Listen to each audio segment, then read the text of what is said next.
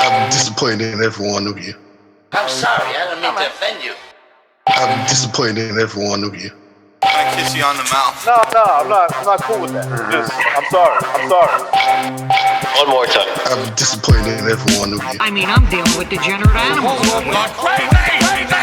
I'm disappointed in every one of you. Disappointed in every one of you. All right, come on. Honestly, I can't do it, man. I'm disappointed in every one of you. Let me tell you why. It's gonna be all right, Nicky. Go ahead, shoot. You just killed a little fucking man. What are you going to do about it? You're heavy because you got nothing. You don't got a thing. You're heavy because you got nothing. Lobito! You got nothing. I want to get out of this rat hole.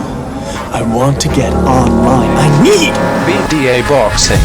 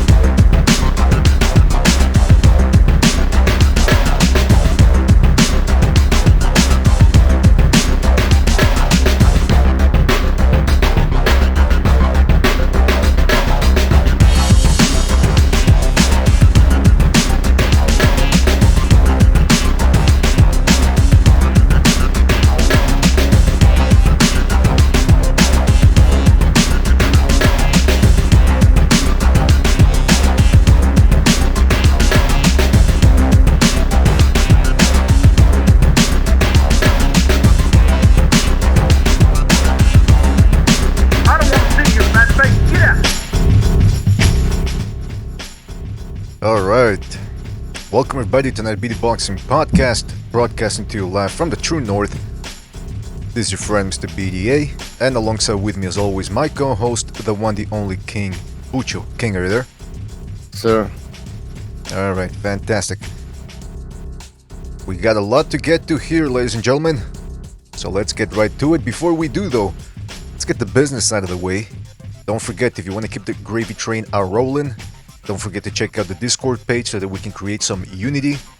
If you like the chat, the Discord page is like the chat room except without a show. So get down. By the way, people are saying turn down the reverb. No reverb. What are you talking about, precise? Check out the Discord page.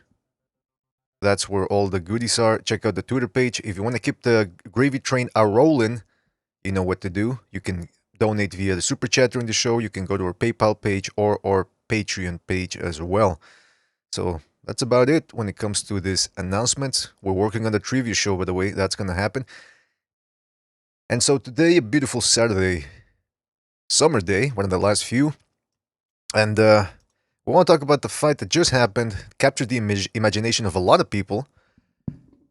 And I think it was actually a pretty good fight. There was a little bit of drama in there, Bucho. The Kovalev Yarde fight, of course. Kovalev winning, stopping the undefeated Yarde in the 11th round with a jab of all punches, which is one of his best punches. And he stopped Yarde, even though Yarde, he was eating jabs like we expected, but then he was able to come back in the 8th round. That was his best and only round, I believe. I have to rewatch the fight to see if I gave him any rounds. But essentially, Kovalev comes out of this one. He showed that he's still a little vulnerable, but those skills are still world class, right, Bucho? Yeah, he's still world class, but he's just it's not the same Kovalev. It's not the same Kovalev. Sorry, what? Yeah, keep going. There's some decline, and he had trouble dealing with Yarde's speed at the beginning. Like the commentators, the ESPN, Ward, Bradley, and the Mexican guy Osuna, I think his name. The first few rounds, man, they were giving Yarde way too much credit. But hold on. They were Uh, over analyzing what Kovalev was doing. It's like Kovalev, he's not. I don't know what the hell we're saying. What we're saying exactly? Like he was having trouble with Yarde. It's like round one already, man. And See, they I were was making watching run it. about Kovalev. I was watching it without the sound on, so I didn't catch the commentators. With Timothy Bradley, Andrew, were you watching the British broadcast? You said, or I the just ES? said Andrew Ward with Bradley Okay, and the Mexican guy okay. Osuna. I couldn't pay attention too much because Shepherd the Sons, aka Dream of the Endless, he's in the chat overseeing everything. He says there's a weirdo in the Discord and in the chat room. So Dream of the Endless, who is it? Who are you talking about? Just so we can identify the weirdos right away. Them out. What'd you say? Let's weed them out. I Yeah. think it's the Anon. Oh, is that a weirdo? Okay, well, if it's a weirdo, we can't have too many weirdos, man. We're gonna have to kick some people out if it starts. Because one thing is the chat room, letting people in there, or anybody in, and the other one is the Discord. We don't want anybody in there. You know what I mean? By the way, Bucho, I see Precise is in the chat room. If you could send him the recognize and Precise the invite. By By the the way, way, I yeah. have to call them, right? Or you have to call them and then jump back in. How does it work? Oh yeah. By the way, is Stu on board as well? I think so, yeah. Okay, because But I need a link. Shit. Okay, can you do it if recognize answers? Can you do it yourself? Yes. Once we get 3 people in, I can start sending links. Oh, okay. I see. Precise changed his name, by the way. Finally. Yeah. I don't know if Thunderdome wants on as well. Thunderdome, if you're listening and you're in the chat or in the Discord, send us an instant message and we'll get you on board as well. I'm sending recognize Precise a link there, or a call rather. So Yeah, guys, jump on Discord so we can call you. So everyone jump on Discord. Yes, right. Anyway, people are not even on Discord. Pucho, here's a message from, by the way, Dream of Endless. I'm here to. Okay, now. Okay, so I wanted to show you a message here from BT Sport. By the way, people, we are going to be taking calls. We're going to be taking calls, so get on ready. We're going to start as soon as possible here. Here's a message from BT Sports. What's up? Who's on board? Oh, recognize.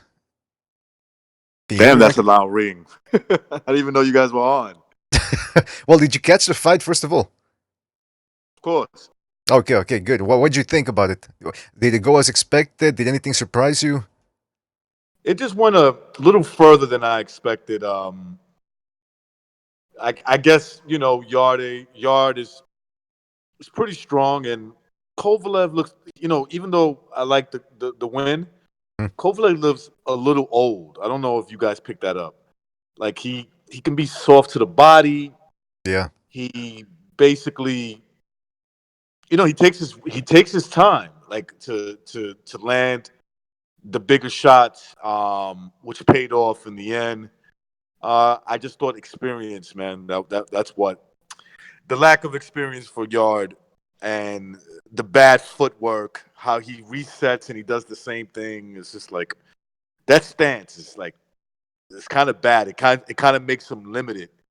The shoulder roll stance that he has, yeah, kind of makes him limited in terms of offense. And on top of that, he's getting hit at the same time. So I like the fight. I thought it was good. It got exciting. I think I want to say the 7th or the 8th round when I thought Kovalev was about to get knocked out. I thought Vinnie Mac was going to. I just pictured Vinnie Mac jumping all over the place at that moment when it was happening. I think he pulled a groin. I think he pulled a groin muscle trying to celebrate during that round, man. He's gonna call back. By the way, where are you, Vinnie Mac? Get on. The phone lines are open. Okay, perfect. Sensational. So yes, we're going to be taking phone calls. By the way, I forgot, in my haste to get everything done here, I forgot to give a shout out to everybody in the chat room. Of course, Shepherd the Sons in there overwatching the whole thing. He's the one that keeps the wheels turning. We got Seamus Carey, BDA Boxing, Jason Bourne, Backmaster, St. Britt, David Abraham, or it should be David Abraham, as Precise corrected last night. Pugala Khan, Uncle Burnt Apostrophe, Box, DMV Boxing, Gonzalo's in there as well. Shout out to Gonzalo, James Doherty, and many more people. I'm sure the Quags. So we're gonna be getting, like I said, Bucho said, we're gonna be opening up the phone calls in a couple of seconds. Now, recognize you mentioned the yard stance. Yeah. But were you surprised a little bit in the first 2-3 rounds when it seemed like he was going to be able to go head to head in a boxing match against Kovalev, or was that just my impression? No, I think you're right. And look, to be honest with you, I wasn't surprised. I never really looked at Yard. He's a big fucking dude. He's got a big frame, like muscle, chest muscles, and the traps. I almost felt like he was like a cruiserweight in there. The when you look at his upper body, so I wasn't shocked that he was able to stand toe to toe and even have moments in those first 3 rounds, like you said. I thought there was a chance that he could have won 2 out of those 3 rounds. I'm not saying he definitely did. I wasn't really scoring it like that, but he looked like he was in the fight. But you saw what happened as the fight went on, right? Yeah. Once Kovalev got the rhythm of his footwork, how the lack of going in and out without using your footwork properly, he just started timing them, and I think he softened them up for that knockout. Did he knock him out with a jab? Yeah. Yeah, fucking knocked him out with a jab. Bucho and I were actually talking about whether, because initially I thought that Yarde was so exhausted that once he got hit, because he was eating jabs all night, and my first impression was, okay, he sort of faked it a little bit. Like, he did get hit with it, but I think he sold it a little bit. Then I rewatched the replay, and I agree with Bucho a little bit. His head was flopping back and forth. I don't think you can really fake that unless he's practiced it before, how to take a dive. No, he was tired. Yeah, that the head, when it starts flapping back and forth like that for even a jab, that's a sign that your body's getting tired. And so he wasn't faking that. No, he was just he was just in trouble at that point. Yeah, because that's the thing, guys. Remember, when you're eating jabs, the way Yard was, it starts putting pressure on your spinal column, and that fucks up your back. Once your back is gone, you can't punch. Your legs are gone too as well. You can't move, you can't punch. You're essentially a sitting target. And I was actually surprised. That's one of the benefits of having a thick neck, because Yard seems to have a thick everything. Pretty sure he's packing downstairs too. So he's just a big dude, and he was... Who cares? Oh, I'm just saying, man. Come on. But hold on. By the way, we got a caller. Hold on a second. I don't even know if I'm connected here. Hold on a second. Already there? Yeah, there's somebody there already. Oh no, actually, wait a minute. What am I talking about? Hold on. No. I think it's... Oh yeah, there's a 9-1. No. Oh man, I thought it was 585. It's a call. BDA. Yeah. Keep going, guys. Yeah. Well, anyways, by the way, there's a bunch of people that want to jump in the show as well, but how many people do you want, BDA? That's the question.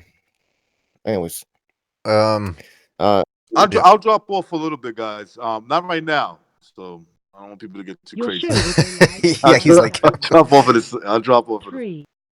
But what were we saying about the... Oh yeah, so I was saying that Yard has a thick everything. He ate a lot of jabs, man. I mean, he took some good right hands too, and he seems to have a good chin. Or is that just my impression? He has a decent chin. The problem is his defense is bad. His incoming offense to like neutralize your offense is bad too, because he becomes predictable. Look, I was watching. Look, I was at a friend's house who has Wi-Fi. I'm watching it on my fucking on my phone, but like where he lives by a beach, so like it was kind of hard. Some of it was going like in and out in the beginning, but so I missed a couple of things. But what I would say is he became very predictable in the beginning. Is like, now that I'm looking at it and watching Yard for the first time, like paying attention to it, it makes sense why he was really strong in the beginning. He's a big guy. He's thick, right? Like he's a thick boxer. He lifts a lot of weights. But yeah, once you get the rhythm of this guy, he's pretty much, easy pickings. And I think if Kovalev, look, I'm not trying to shit on Kovalev's performance, because he did well. I think if Kovalev would have been, the Kovalev that fought Andre Ward the first time, would have probably sparked this dude out within 6 rounds, Maybe, or even yeah. before that. Maybe. You know what? I think maybe George Foreman had it right when he said that when he was talking about Trinidad versus De La Hoya, he said Trinidad's a little intimidated by the white width of De La Hoya's shoulders. And I always thought that he was insane for saying that, but maybe he's got a point. Maybe Kovalev was being a little bit hesitant based on the size that he had in front of him. By the way, we got a phone Yeah, call. Trinidad was a little intimidated in the beginning by De La Hoya. He was. All right, hold on. Before we continue, we got a lot to get to. We got Precise on the board, and we also got a phone call. So let's go to the phone call right away. 910, you're on the air. 910. Hey, what's going on, guys? It's Steven Schneider again. Oh, Steven, how are you, man? What's up, Schneider?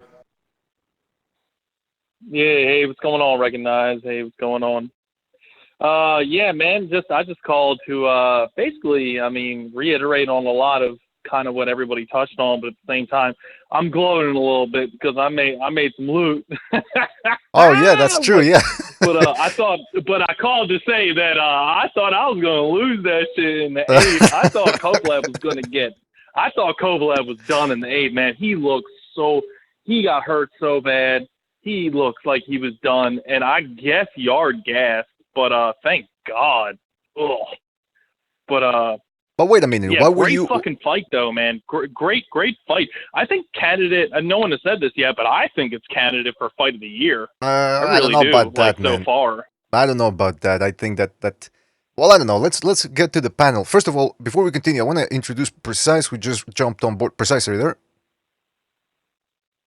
Shalom, my brother. All right, good to have you on board, Precise. And by the way, let's not forget, because I want to get to Punch for Pound. Shout out to Punch for Pound in the chat room. He's asking Precise. He wants to ask him about PEDs and Anthony Yarde and whether that had an effect on the fight. So let's not forget that point, because I want to get to it at one point during the fight, during the broadcast. But Steven, you mentioned that obviously you were rooting for Kovalev because you put money on him, so you wanted him to win. But when that 8th round was ongoing, and Kovalev, it sort of looked like he was unraveling a little bit. Were you surprised, or were you thinking, oh boy, everything most people were saying was true, he is finished and he's about physically done at this point in his career? I thought he was done. I thought he was aged. I thought he looked slower in this fight, and when the 8th happened, I was having actual, like some people in the chat too, on Johnny Boy's chat were like, yeah, he looks slower, and I agreed. Like in the 3rd, he just looks slower than he used to be. And, so I was kind of getting a little scared. And then when the 8th happened, I was like, oh, well, hell, this is it. Fuck me. I'm out 250. And then somehow, I guess Yarde either gassed inexperience or didn't. There's no way he didn't know he was as hurt as he was. So he had to have been gassed. Otherwise, he would have threw more. Well, Steven, I don't know, but I'm glad. I'm not disappointed. Steven, do you think also, because everybody's talking about, oh, Yarde gassed. Yeah, but when you're eating jabs every fucking round and your head is getting snapped back, don't you think that's going to tire you out a little bit? Absolutely. And I also think that, the obvious elephant in the room is experience. And I think he blew his wad in that round, because when he realized he was hurt, he threw the kitchen sink at him. And Yarde never looked the same, and he wasn't explosive after that. He was explosive up until that point. So he obviously threw too much, too fast. And, the rest was history. Look at it. He dropped him with a jab, and he didn't drop him. He dropped him and he finished him with a jab. So he just, look, man, it's like those AJ muscles, right? A la AJ. That's a good point. Let's get to Precise real quick. Precise, thank you for being on.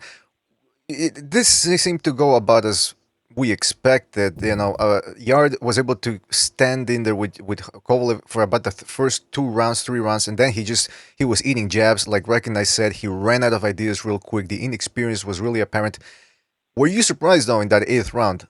Because we were speculating about that before the fight, about whether Kovalev is really washed up, as some people say he is. Was this just a question of Yarde being too strong and Kovalev being a little bit old, or what do you think is going on here? Well, first of all, I wanted to say shalom to my brother Schneider. I hope to see him at the synagogue, Shabbat. But Shalom. I Shalom. agree with I agree with what he had to say, but I also will tell you that Yarde had no choice. He had to turn it up because he was about to get schooled, and he had to turn the fight around. So he stepped on the gas, and yes, he blew his wad. He gambled, and it almost paid off. So yes, he was strong, which is what gave Kovalev problems, but he could only be strong for so long before, it takes a toll on you. So inexperience, I guess that played a part, but I mean, I thought Yarde was adjusting great. Like, he was doing all the right things within his limited skill set. He was doing what he had to do, and this was the best version of Yarde we could have hoped for, right? And it just wasn't enough.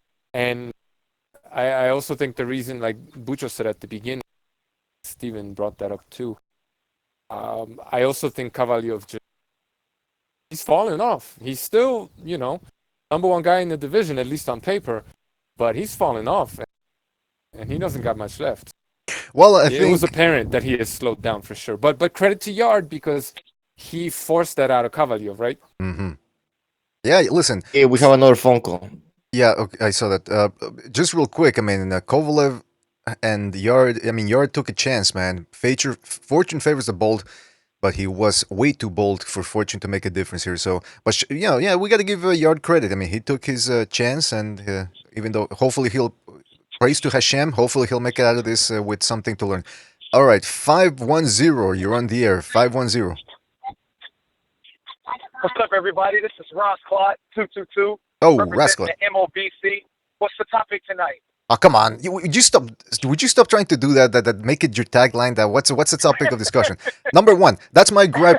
That's my gripe with you. Number two, my second gripe is last night you were on you called into the podcast. You kept calling Bucho BDA. Let's get something straight right now. There's only one BDA. All right, Bucho's the. That's right. Hey, It's you know Mr. what? BDA. You guys sound Mr. alike, BDA. man. I didn't know who I was talking to.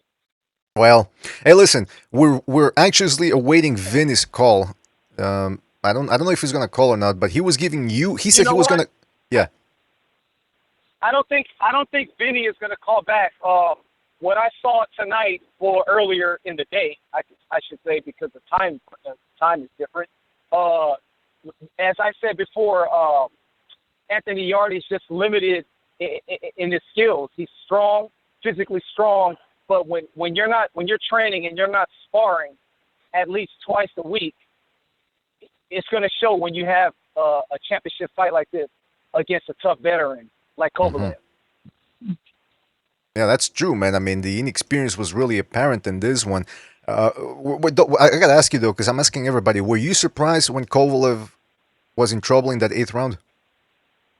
In the eighth round, I was surprised. But the thing is, Kovalev, as much as he's a scumbag, he has a pretty good chin. And Kovalev, Yarde literally gassed up. He gassed up. You could see it. He was getting touched up in the 9th and the 10th round. Kovalev's jab was on point. He did everything right. Yarde was hitting himself, making it seem like, yeah, come on, hit me. I got a lot of heart. You can have a lot of heart, but if you don't have the skill and the endurance, you're not going to beat a guy that's at top level, and that's where Kovalev. Absolutely. And by the way, scumbags tend to have good chins, because if you're a scumbag for your whole life, you're going to get punched at one point, and you better have a good chin to be a scumbag. So I think Kovalev has demonstrated this, despite the fact that he's a little shaky, he's got a good chin. And by the way, yes, and Steven, I'm also surprised that Buddy McGurk's advice in the corner. I think he did an excellent job training Kovalev, way better than John David Jackson. What's that all about Buddy McGirt saying that he was ready to stop the fight? I was very concerned. Motivating him? I think Buddy McGirt get his ass in gear. I think Buddy McGirt, the last fight, one of his fighters got, killed in a ring, but I didn't see anything in Kovalev where it should have been stopped. Like, I think he was trying to motivate Kovalev. give him a little bit of more motivation, like Teddy, like a Teddy Atlas thing. Hey, I'm gonna stop the fight. One of those situations.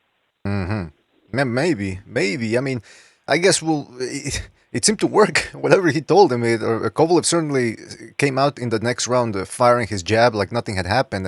He got his second win real quick. It would appear. By the way, we got another phone call, but before we do that, Steven, we're gonna have to let you go because we're getting an influx of calls. But call back later if we have any time. Oh yeah, sure, no problem, man. Before I go, Yes. I just want to make one fast comment, and I'll hang up. But Please, I have to disagree. Well, a rare occasion I disagree with Bucho because I almost always agree with Bucho. Disagree with Rascalot too.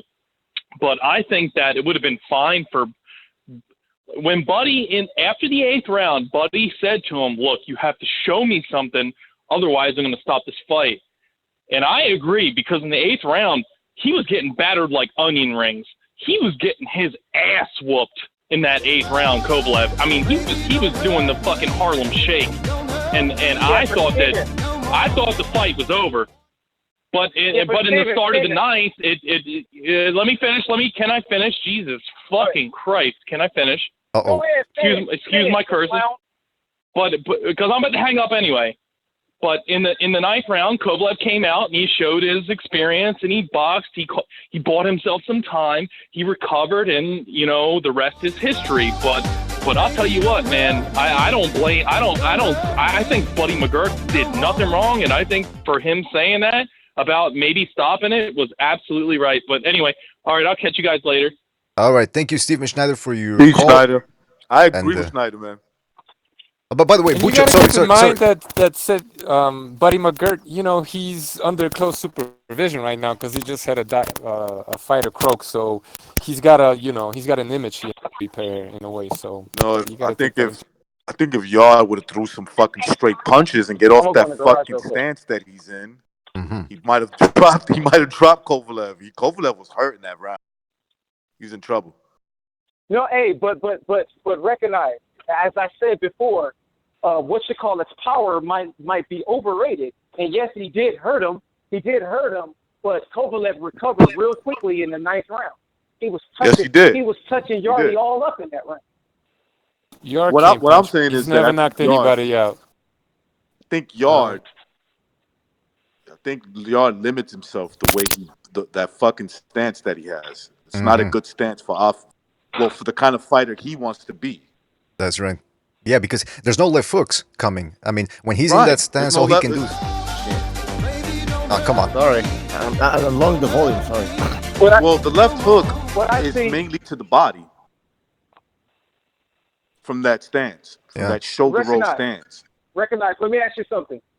Let me ask you something. Mm-hmm. What happens to Yarde now after this? Well, you know what? Hold on. We're gonna get to that. Okay. First, let me just get to the phone call we have here waiting. 262. You're on the air. 262. What do I gotta do? Beat a link out of you? Give me a fucking link over here. What's going on? Who is this? It's Johnny. Who? The fuck is going on over here? You fucks ain't been on in like 6 shows. What is it? Is Johnny Boy a mirage now? What are you doing creating drama over here? We're gonna get to you. Don't worry. Don't we always comp you here? We always comp you. You're comped here. Yeah. Oh, here. Let me tell you something real quick. Hey guys, I gotta go. I gotta go. Yeah, okay. I see a Rascalot. I gotta go real quick. If you want my answer, I just want to say that Yarde needs to get better on his... Hold on. Hold on. What'd you say, Rascalot? Just before you go. I said tonight's performance, I don't see him ever beating Andre Ward again. Well, I don't see him. You already beat him. Andre Ward. All right, peace, everybody. All right, take it easy, Rascalot. And call back if your arch nemesis calls back as well, because we want to get something going here, some traction. No, not you. Not you. The other. Precise is right up. Precise is on. What are you talking about? I tear that ass apart, man. All right, hold on. He's gonna call back. Yeah, I wanted to get before we continue. He's gonna call back in 2 minutes. I wanted to get to that, to what Reckon I said before we continue on about Kovalev. Let's stick to Anthony Yarde. Where does he go from here? What do you guys think? Look, can I just say this really quickly? Yard has to hospital. spar more. Spar? Wait, what? I missed that. He said the hospital. Right. That's what's next for him. He's probably going to be. Okay, look, after he gets out of the hospital in Russia or St. Petersburg, same place, but whatever. Once he gets out of the hospital, he goes back to the UK. What he needs to do is spar more, because I can obviously tell he doesn't spar as much as he needs to, right? Because that is the stupidest way to be an offensive fighter the way he stands. That's one. Jogging, footwork. Jogging, footwork. It teaches you footwork. His footwork is terrible. He's a strong kid. Give him that. He's very strong. He looks like he can lift up. He could bench 500 pounds. That's all good. But you gotta, you're a boxer. You're not a weightlifting champion. And when you fight the elite level fighters, guys like Kovalev, you need to have those things working for yourself, because you'll never beat those kind of guys with limited training. That's right. Because he's fighting bums. So bums, they're going to fall over, okay? That's all they do. But when you're fighting elite level fighters, when you're fighting these Eastern European beasts that fucking rule that division, you better bring your A game. Mm-hmm. No, that's true. That's true. I mean, I gotta wonder who he's been sparring with. I mean, to well, according to him, he doesn't spar much. But that's gotta be BS. Excuse my language. I mean, he must. No, have been I think he showed it. Look, I'm not gonna say that maybe he's over exaggerating. Like, I don't spar at all. I'm just naturally gifted. Right. Like, look, the kid. I guarantee you, he spars. But look, anybody who's boxed knows that positioning to punch, to throw punches, is very important. Did you see the way he was standing in his footwork? How he would almost trip over himself and then go back to that stance again? Is like, you're wasting too much time, bro. Mm-hmm. Like, you just wait. You need to be throwing punches. And Kovalev showed him, okay, you thinking? Here's another jab. Boom. Here's another jab. Boom. There's a video of him on YouTube sparring, so that's all bullshit. Yeah, of course it's bullshit. He just spars badly. He doesn't spar, or not as much as some other guy. Right. I suppose the question is, how often does he spar? Probably not that often. Not that good. It's amazing that's what we were talking about earlier. I mean, prior to the fight, about whether Anthony Yarde was going to be able to keep up with Kovalev's boxing skills. You got to give Kovalev credit, man. That jab is one of the best jabs in boxing. I mean, I don't care what anybody says. I haven't seen anybody yet be able to completely nullify that jab. Andrew Ward, who has very good defense, couldn't do it. Eleider Alvarez was eating it. Jean Pascal. I mean, everybody he fought. I mean, am I wrong, guys, or is there anybody out there that's been able to nullify it? Because I haven't seen that fight. All right. Well, that answers my question, I suppose. Sorry, I missed the question. Jeez, that's a lot of. How was that? Yeah, that's precise. Your mic, you're rustling your mic real loudly, man. Sounds like he's got a lapel mic on or something. BDA, there's a bunch of people that went on scavengers. Yeah, okay, trying to jump into the hangouts. What do we do? I don't know. Who do we? Because I don't want it to get too. To wait a bit, or because I expect more phone calls. Because here's the problem, though. Here's the problem, though. If we don't let people in now, every time we get somebody new on, we're gonna have to ask him. So, what did you think of the fight? So, what did you think? And we're gonna just be going in circles. We gotta move because there's a lot of things to talk about, a lot of speculation as well. So, I'm open to suggestions. Anybody, tell me. How do we work this out? I could drop off for a second, still listen, and then when my boy Vinnie Mac, I'll be listening. When Vinnie Mac jumps on, I'll jump in.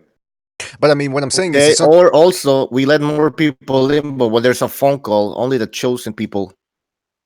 Yeah, guys, we got to remember, everybody listening out there who might. Are you talking about the Chosenites?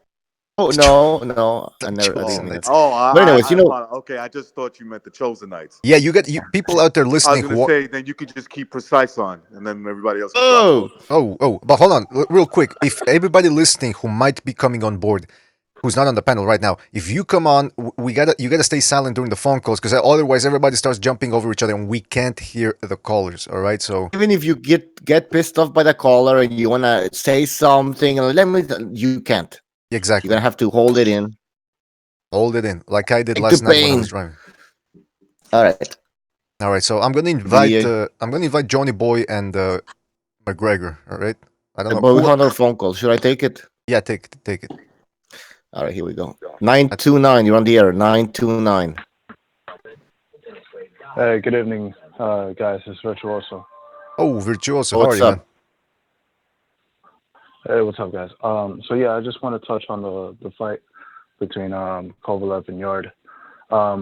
I was rather impressed by how much Kovalev maintained his distance, but I think it was in part of Yarde's apprehensiveness to go into the body. See, the key for me that I think was definitely important for Yarde was to get to that body early and often, because body punches that up, and you would deal with a more tired, more fatigued Kovalev, in the later rounds. But eventually, yeah, he got tired, in the later rounds. He was slowing down. It's just on the side of age. But what I don't understand is how is it that you do not spar in preparation for a big fight like this? Because this was a fight that was supposed to, bring up, Anthony Yarde's, profile. And he didn't take care of that issue, which is, very fundamental. It seems to me that, what worked for Kovalev, Yarde was unable to take that away, and that was a jab. So it's important that you close the distance, right? Right. Absolutely. Yeah, but it's a lack of experience, man. Okay. Yeah, lack of experience, but that's just a personal responsibility. That's really one of the biggest requirements of training. Mm-hmm. So to even put it out there in the press, it's just foolish. It's just saying that you're fucking arrogant, and that's what it showed. Anthony Yarde is arrogant. His trainer is arrogant for not preparing for a fight like this. Well, let me get to that. And, Yeah, go ahead. No. I was, go ahead. Well, I was just gonna piggyback off your points and ask the panel, what do you guys think about what Virtuoso just said? Do you think that it wasn't just confidence, it was hubris, or what happened here? Delusion, arrogance, hubris, all of that. I like I said, going into the fight, I didn't understand the attitude at all. Precise. Is that what he needed? Who? Yarde, given the fact that he was less skilled, less he had less experience and everything, maybe he needed that to go in thinking he's the better fighter and everything. Well, you could be confident, but don't be deluded, thinking that you could break away from all the rules, the tradition of boxing, implement your own system, and then go in there with someone who's fundamentally sound and technically very, very well skilled, fighting at home and all this other shit. Proven guy, thinking that you could just reinvent the game of boxing, watch some Floyd Mayweather highlights, and do that pity-patted bullshit pad work, and then go in there acting like you the man and you the A side and you'd be paid. Like, it was too much. There's a way to be confident, but it was way, way too. I think it's delusion. Yeah, I just wanted to add on what Precise said. I mean, what is the point of using the shoulder roll if you're, first of all, you don't have quick upper body movement, and you don't position your hands to block punches, to parry. Mm-hmm. And you're and by the way, Recognize also said that the shoulder roll is good for snapping that left hook to the body, because that's what Floyd did. He kept his left arm close to his rib cage, and that was in position to throw in that left. And it would have been it would have been key for him had he just maintained, his distance in close range. I would think, he would have to jump on him, and get him tired early. And it would create opportunities instead of just waiting for them. Mm-hmm. Yeah. The panelists were saying too, at some point Yarde had to step it up because he was getting speared with that jab, and that couldn't have felt good. I'm telling you guys, anybody that's, well, not you people in the panel, but people listening who've never boxed before and who might think that those jabs were just not doing anything, those jabs hurt, man. I mean, somebody sticking that jab in your face, it frustrates you, it stings, it fucks your neck up. It's just, you don't want to do that. It ain't good for you. By the way, we've got McGregor Boxing and Jimmy in the house. Guys, are you there? Can you hear me? What's going on? Can you hear me? Yes, I can hear you. All right, brother. I got a new headphones. That's all I was asking. Oh, fantastic! Yeah, look like that. Look like that fucking shoulder girdle. Those bowling ball shoulders and gala neck that look excellent on Instagram. Weighed about fucking 400 pounds come the 10th round. I'm telling you, because I've been jacked. You know what I mean? I've been fucking juiced out of my head. I know what it's like to be a normally built human being. And I tell anybody who gets into boxing, if you're into lifting weights, don't box. It's just terrible. It just slows you down. See how stiff he was? I mean, he had quick hands, but he was still robotic, and his feet work was just, like Precise said, you just can't step in and just think you can. I don't know. I think a lot of fucking people saw something when he gets stopped by Alvarez, so people instantly, I can chin check him. I crack hard. I know I can stop him. If that dude stopped him, I can stop him. I know I can hit harder. You know what I mean? I think a lot of his hubris came from that. But never going 12 rounds. You don't know. You can spar all day long.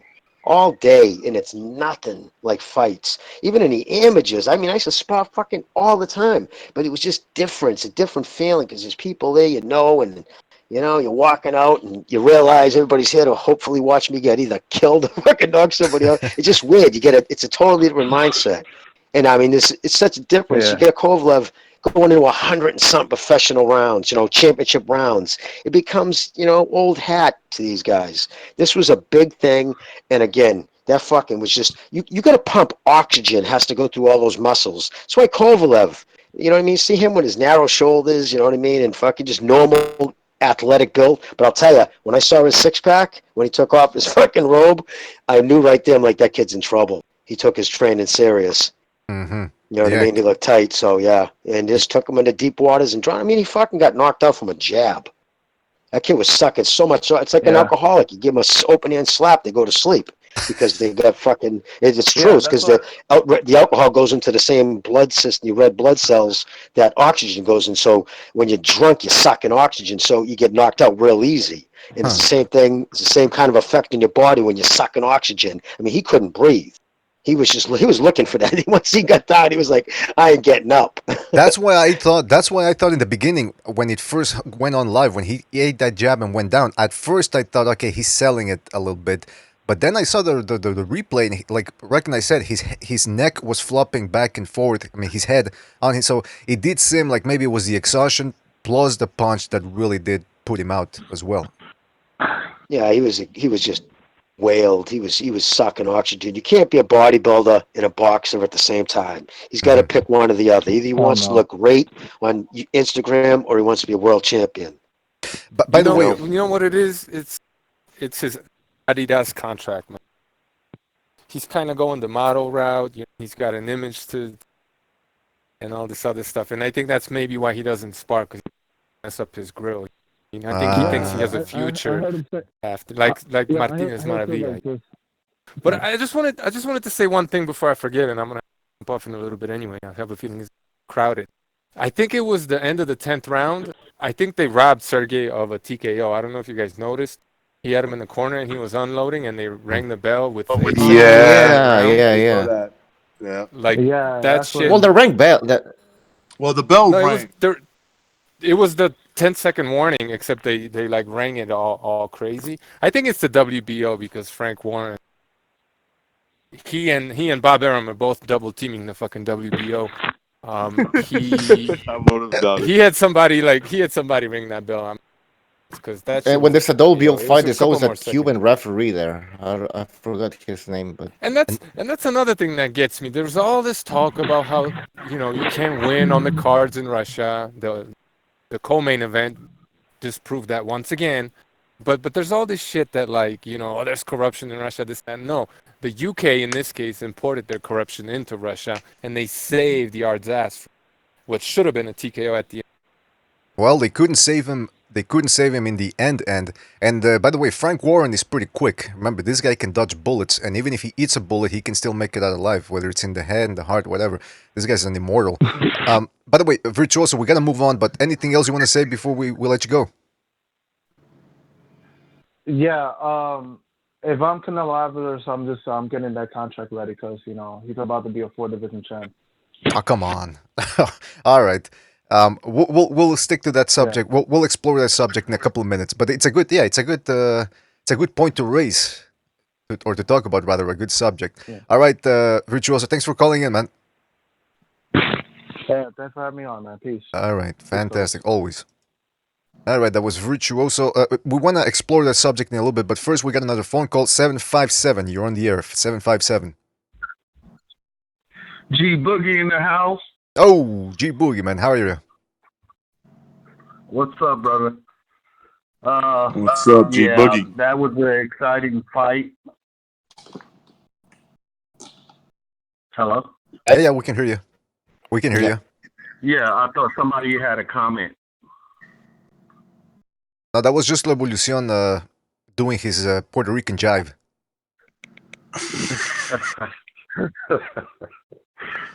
Yeah, it was a good fight. Yarde came to fight. Kovalev did his thing, piston-like jab. Basically, took it to him, took it to Yarde, and stretched it out, knowing that the muscle-bound guy was gonna, give up at the end. But Yarde did his thing. He showed people he had heart, and he had some ability. But he needs to stop that Philly shuffle, that protection that he was trying to do, like Floyd Mayweather, like recognized, brought it out. But more like Andre I was Berto. impressed with. Oh, yeah, precisely. Yeah, it's a bad way to. The Philly shell shoulder roll is meant to deflect punches, not to fight offensively. It's not. I mean, you could try. It's just not gonna. Especially coming forward, like trying to use that posture going forward. It's like, damn boy, where do you box at? Like I almost felt like while I was watching, like where does this guy train? Who trained him to fight like that? And even Floyd, he never started fights off like that either, if I remember, right? Didn't he always keep his hands up high in the first couple of rounds? He'd paw at you to figure you out. And he would use the shoulder roll when he figured your distance and he figured your timing. You know what I mean? It wasn't like he started out like that. He would always kind of get in there, you know what I mean? He'd just get your timing down. Get the rhythm. When and he then pressed you, pick but your when Floyd would press you, he would put his hands up and he would have the bunny when he go after you. Exactly. It's when he was on the ropes or he was standing off, looking to deflect. That's when. Not really offensive. Yeah, because Floyd, when Floyd uses that, he'll turn his body and then he'll wait for you to come in. Once you come in, he'll throw that uppercut right through your stomach. Mm-hmm. Yarde wasn't doing that. That's right. He wasn't. He gave it his best shot, and I was impressed with him. Regardless of people say he might be overrated or whatever. He tried his best, and I commend him for that. Yeah, but then again, though, now that you bring up the good point. And by the way, before we continue, I want to McGregor, are you there? Because he's been there a while, and when I asked him if he was there. Yes, sir. Oh, okay. Because I asked you about 10 minutes ago if you could hear me, and you didn't answer. Well, you said you and Jimmy responded and started talking, and I'm not going to. You know what? Fellow Irish people should stick together and respect each other. That's fantastic. I like that. McGregor, I don't know if you heard what G Boogie just said. Do you want to add anything to that? I didn't quite catch it. I was literally making. Well, he was just saying how we were talking about the stances and Yarde and how we got to give Yarde credit. I mean, he really did come in here to fight, but it just wasn't enough. His inexperience really showed. Well, obviously his inexperience showed. Like, the dude hasn't fought anyone inside the top 50 in the world. I mean, I put a lot of this down to it, down to his management and his trainer. Like, first and foremost, when you're a prospect, you give them testing fights. This guy never even fought a Hosea Borton, a Frank Buglioni, a Callum Johnson, and they're at British level. And then moving on from there, he never fought a Chilemba even, or a Sullivan Barrera, or even a damn Jesse Hart. Like, I'm not trying to be funny or nothing. He had nothing to prepare him, and that showed in his gas tank. And his stance was exposed to a jab. He doesn't know how to fight from a Philly shell. He's too wide-footed and he's too flat-footed. The only thing going from out of that Philly shell is he's got extremely quick reflexes for the first few rounds. That's all he's got. Other than that, the guy can't really use it. He brings his head straight back in the line. He doesn't tuck the chin up under the shoulder. He keeps his feet completely perpendicular to the fucking line. So there's no point in it. And then he's training with no sparring. And he's fighting against an offbeat fighter using rhythmic pad work. That's the dumbest thing I've ever seen. And That's all for even sure. though he went 10 rounds, that's more testament to how raw and good he is. Really, he is good. He's not terrible. But Well, that's what I. with the That's what. right type of training, Go ahead. Go ahead. No, go ahead. Go ahead. Finish. Because I thought you were done. With the right type of training, the right type of fights, he could have done so much better in this, and maybe in that 8 rounds he could have stopped Kovalev. Maybe he could have. He would have been able to pick him apart a little bit better. But he didn't have, when he was fighting out of the high guard instead of the Philly shell, which he only did a couple of times in that fight, he was able to counter Kovalev at ease, at absolute ease, because he was able to time back the jab.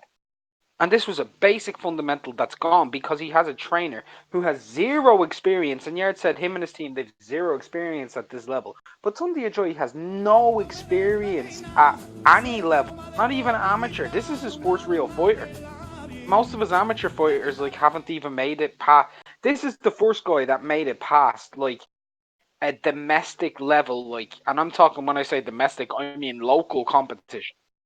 This is the first fighter he ever had, and he brought him this far, which is fantastic. Yeah, but it's down to Yarde, not Tundi. And they should have given him better opponents.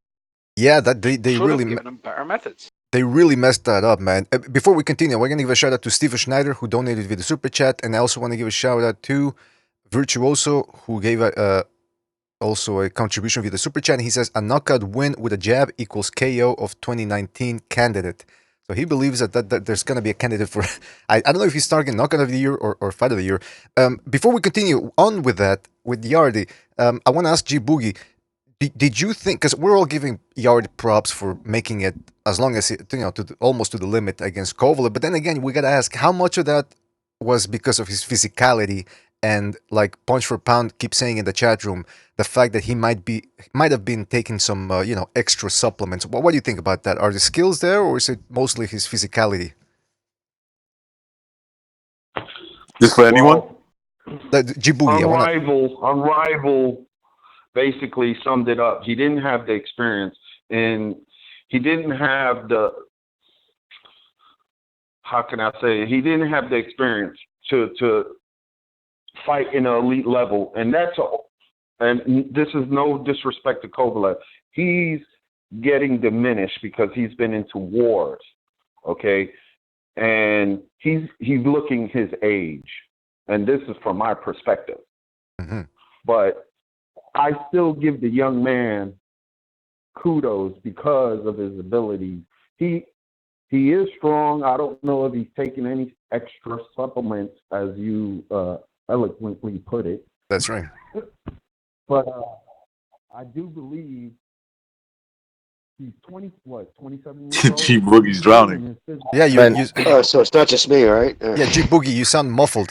Are you muffling your mic? Or... Oh, my bad. Yeah, don't put your phone in your crotch, man. Do you hear me now? Yeah, we can hear you now. Yes. Yeah, I was, I had to put it aside. But he has good abilities for a 27-year-old young man. Right. I don't know if he's taking extra supplements like you said. I don't know. I know he worked hard for it, and he just don't have the skill set. His training company or his trainers, he needs to reevaluate who he has with him to be able to perform into higher levels. And I think he does have the ability. He has the chin. He just needs to get rid of that bodybuilding, mindset that, I got to look good. But like Precise said, he might be doing a deal, or he might be, doing something else that will make him the extra money. Right. I don't know. Well, you know what? Let's piggyback off of that point, and let's ask Johnny Boy, who just joined the hangout. Johnny Boy, are you there? Yeah, I'm here. I got all right, Johnny Boy. First of all, ahead. if we don't invite you right away, we're gonna get to remember you're comped. All right, so don't start fucking calling in and harassing us like you do with your ex-girlfriend. I know. I was just busting your balls. Nah. You got a little out of line a little bit. All right. Well, let me tell you a couple of three things real quick here. Go ahead. Number one. Just a little bit. What's that? No, go ahead. What were you gonna say? Number one. Those 3 or 4 Russian ring girls they put all the Americans and British, I don't give a fuck where you come from, they put them all to shame. Huh. Those Russian ring girls were the baddest ones since... Yeah, man, I was about to say that. Since fucking Prince Sophia Loren and Raquel Welch, you understand? Now, not like those 2, trannies that Top Rank and all those have. I mean, those are trannies. Number 2, Top Rank put on a good card tonight. Hats off to them. DAZN's also got Estrada fighting tonight. Hats off to them. And then we got Justin Bieber's Mexican cousin, Brandon Figueroa, fighting on Fox, who nobody gives a fuck about. Keep that in mind. Number 3, it's true, BDA. But I number 3, I got another prediction correct.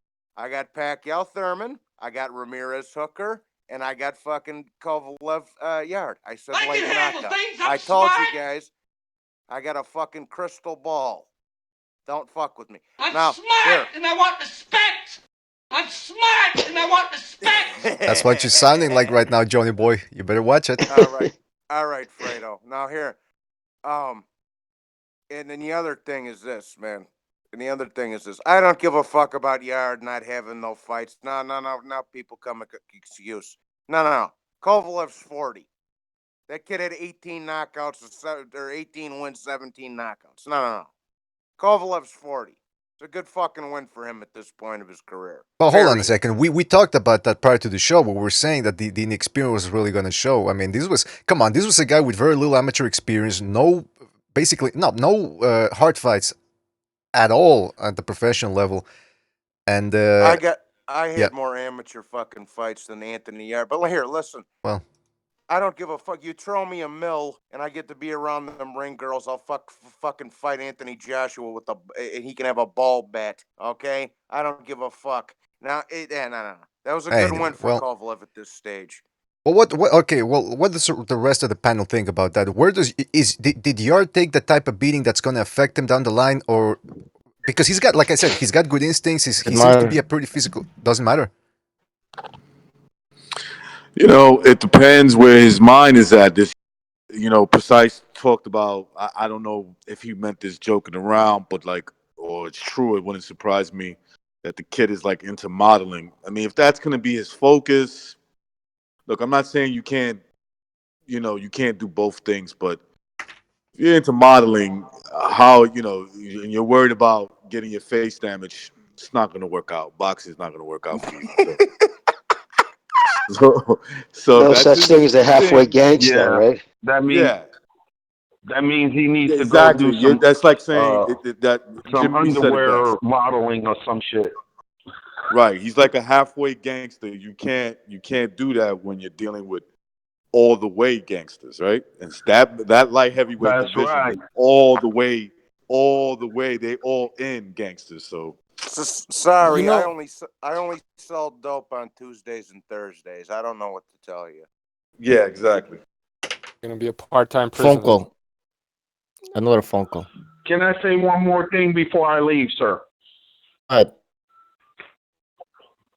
I would like to say, hey, Vinnie Mac, we calling you out, buddy. Where are you? All right, take care of G Boogie, and hopefully the next call will be Well, you know what, Bucho, that's why I keep telling, that's why I was telling Johnny Boy, half joking there, not to get too cocky, because everybody, we can't get them right all the time. Now, in Vinnie Mac's case, he hasn't gotten anyone right. He's 0-4 at this point, 0-5. Almost got it Not right. only that, he's gotten them terribly wrong. Yeah, exactly. Yeah, But terribly. Hold on. Oh, sorry. Let's get the 585. You're on the air. 585. 585. How you guys You're on doing? the air. This is Vince. Oh, speak of the devil. Oh, Vinny. How you are you, doing? man? Well, hold on. First of all, how are you holding up? That's the most important thing. Well, I have a few things to say to get off my chest. Okay. The first thing is, hats off to Anthony Yarde. He went to Kovalev's backyard and he fought valiantly. Is this my boy Vinnie Mac? Hold on. Let Also- him talk. Let him talk. How you doing, Recognize? I'm sorry, Vinnie Mac. Continue. What's up? Yes. Okay. Another point. Round 8. Kovalev was hurt badly. This referee, the Russian referee, needs to be banned for life. Oh, wait a minute. Let me tell you why. Oh my God. The reason is Puerto Rican. He was a Dago. He wasn't a Russian. Can I speak, guys? Can I speak? Speak, Vinnie Speak Mac. the Is it my truth. turn or not? Yeah, Speak the speak. truth, bro. You can go ahead, man. Oh, hold on, guys. Let him finish his points. Come on. Go ahead, Vinnie Mac. The floor is yours. Okay, so remember when I was talking to you guys and I said Yarde needed to do this, Yarde needed to do that to be victorious? Well, in round 8, he decided to winky right style, put his hands up. Okay, he dodged a couple of Kovalev's jabs, and he murdered the body. What happened? This referee did not let Yarde fight on the inside. Instead, he breaks them up to allow Kovalev to get the distance to shoot his jab. Okay? And then Bullshit. he did it continuously. Hold on. One Keep going. second, please. Yeah, keep going. Thank you. Also, I'm really upset right now, guys. I can need tell. to gather my thoughts. I can tell. Well, hold on. No, hold on. This is Hold not on. funny. Recognize this is not a game. I know. We Okay. all no. Right. We're taking it very seriously. Trust us. Yes. Fuck Also- Yarde. Hold on, sir. Also, he didn't follow my game plan. He should have. This is why he lost. It's That's not right. lions in the camp anymore. It's cubs in the camp. I'm sorry. I had to say it. Oh, I'm you're very right. upset right now, guys. You're right. Now listen, it's okay to be upset. I mean, it's he didn't follow the game plan. He didn't follow the game plan. That being said, though, Vinny, what I'm hearing right now is from you is that you weren't wrong. It's the world's fault that your prediction didn't come true. No, it was the referee. There was corruption. Are you saying? But here's the thing, though. Kovalev, even if it was true, what you say, which isn't true, by the way, but even if it was true, Yarde didn't win a single round in there. Or maybe, okay, hold on, maybe exaggerating. Maybe the first two, because there wasn't that much going on. But once Kovalev started throwing out that jab, we saw Yarde's liabilities and his limitations.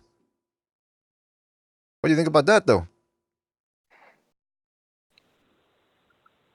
I'm Can very I say disappointed. If I may Joe, I am just jump very in real quick. disappointed. Also, Go ahead, Vinnie Mac, go I ahead. would love to see a rematch. I would love to see a rematch, guys. Can I say one thing to Vinny, real quick, BDA? One thing. Vinny, One thing. Okay, here, Yes, listen, sir. Vinny. Vinny, I know you're emotionally attached to another man. I don't understand with it. moves. Listen. I don't understand it because I like females, but I understand your frustration, kid. Okay, I understand. Everything's gonna be okay. Your boy got the shit kicked out of him tonight, and I'm very sorry for you, bro. Go get a girlfriend. I Can just I want ask you a to question? say one thing, if I may. Vinnie Mac, listen, this whole thing about Yarde doing well in one round, Sure. yeah, we could give him credit.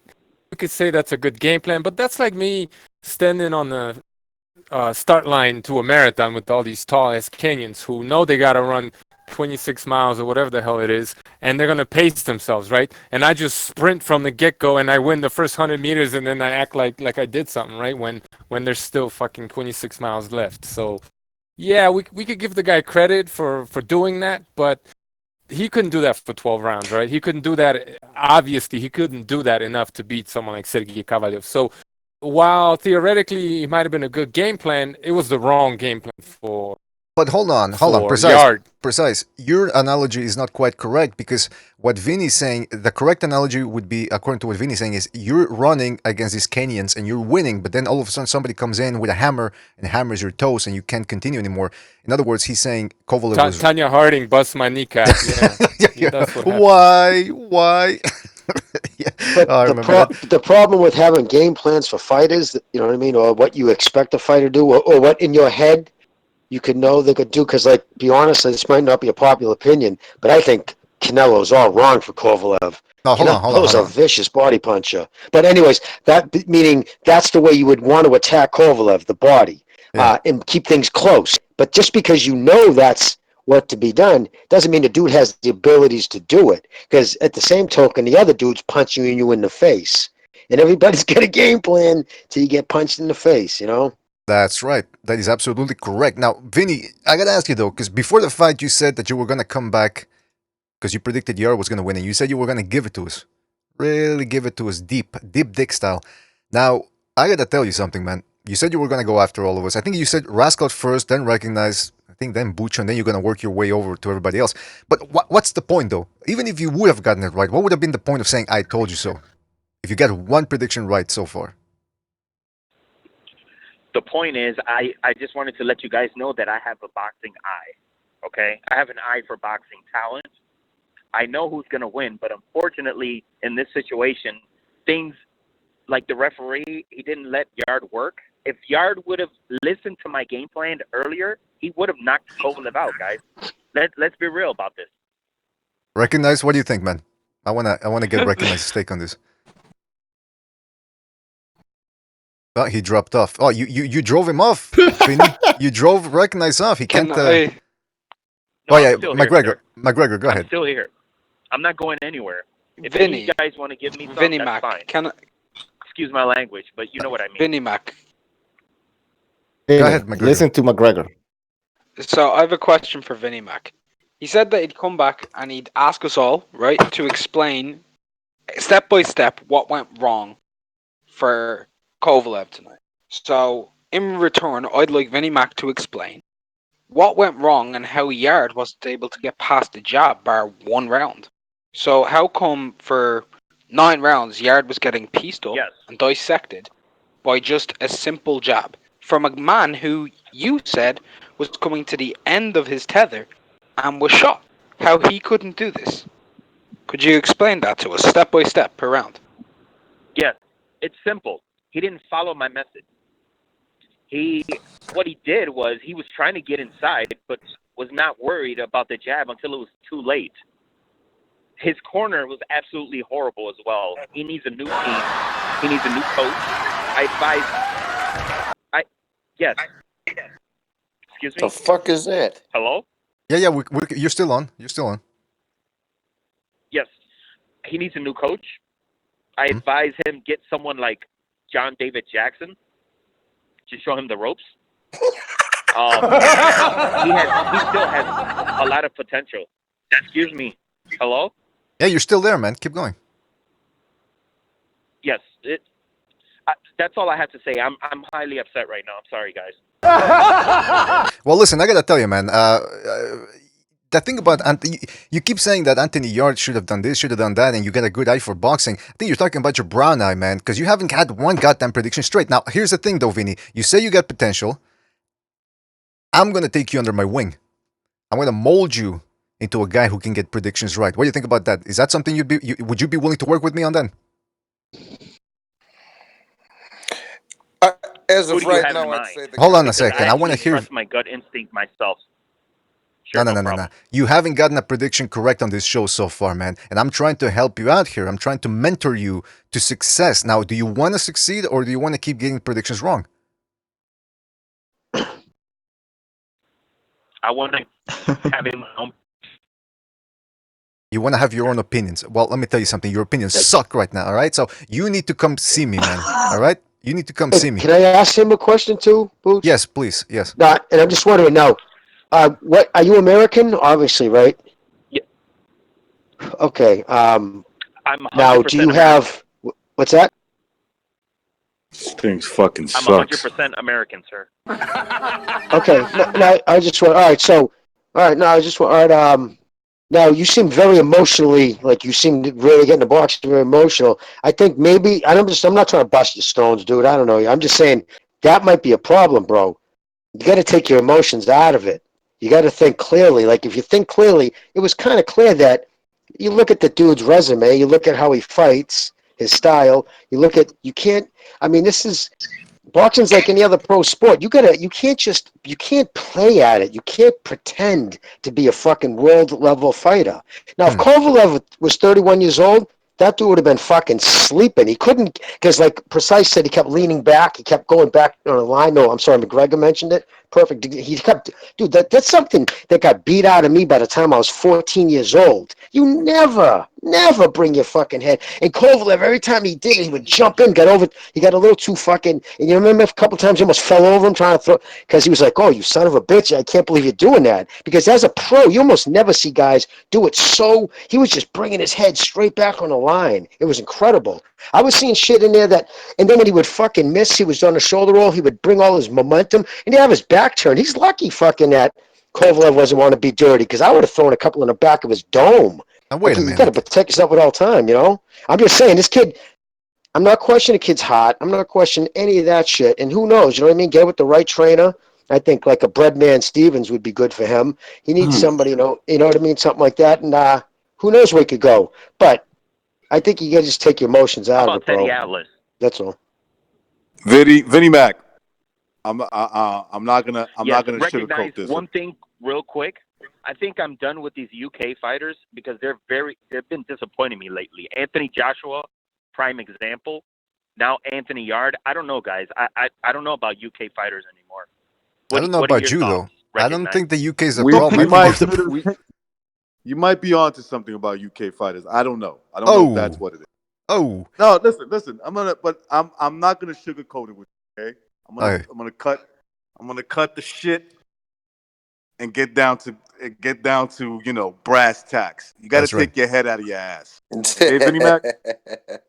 You got to take your head out of your ass. I like you, buddy, but I think you couldn't see the obvious in Yarde, and that is Yarde is not experienced enough. He's not skilled enough, and it's obvious. It showed in this fight.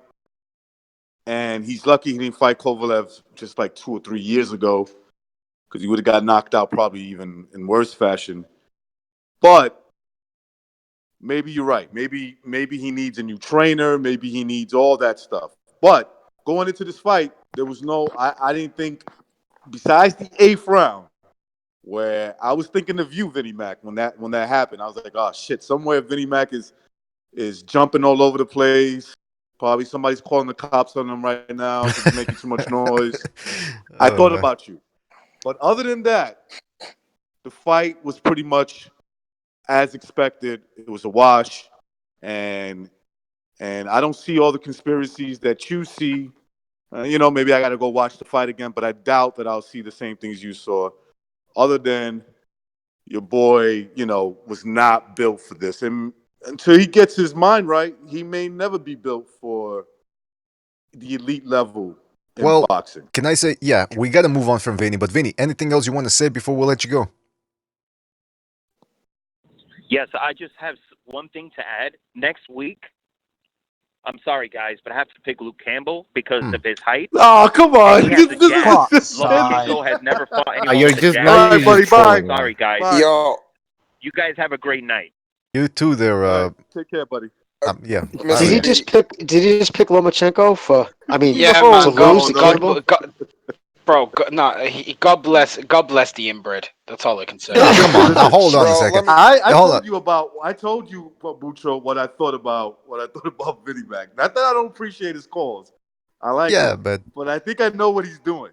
I but think I Vinny, know Yeah, what you Vinnie want to Mac is step in doing. and defend the colors? Vinny. Yeah, I'm gonna step in and defend the calls. Vinny, the offer is still out there, man. I'm still willing to mentor you, take you under my wing, but I gotta warn you right off the bat. This is gonna be like one of those feudal Japanese type mentor program where it's gonna get a little gay at one point. You're gonna have to rub my balls a little bit. All right, so that's just be forewarned. You've been forewarned. Ass, All right, grass, or cash. Nobody rides for free, right, bro? that's right. You wanna rock? BD, You wanna rock? You gotta take the cock. All right, Vinny, we'll let you B, go, man. Take it easy. Our Chiga in the chat is saying that Vinny's gonna pick every underdog until he gets one fight. Sorry, one Yeah, right. yeah, I think so too. A good BDA. one. Go ahead, Johnny boy. BDA, I gotta say something real quick. Go ahead. Long as fucking Momo boy brought up UK fighters. Here I'm gonna make, because my work schedule changed, so I'm not able to come on as often as usual. Let me just tell you this right now. Let me just tell you, and Bucho, you can write this one down too. I'm gonna tell you right now. Lomachenko's gonna go over there to the UK. It's gonna be an 8-4 kind of a fight, and there're gonna be some fuckery on the scorecards because they got a fish called Wanda scoring the fight over there. Okay, I'm gonna call that right now. Wait. Who's gonna be scoring the fight? You said Fish Wanda. Who? You never seen a fish call? Anyways. Oh, you're talking about the movie. Michael, Okay, yeah. Okay.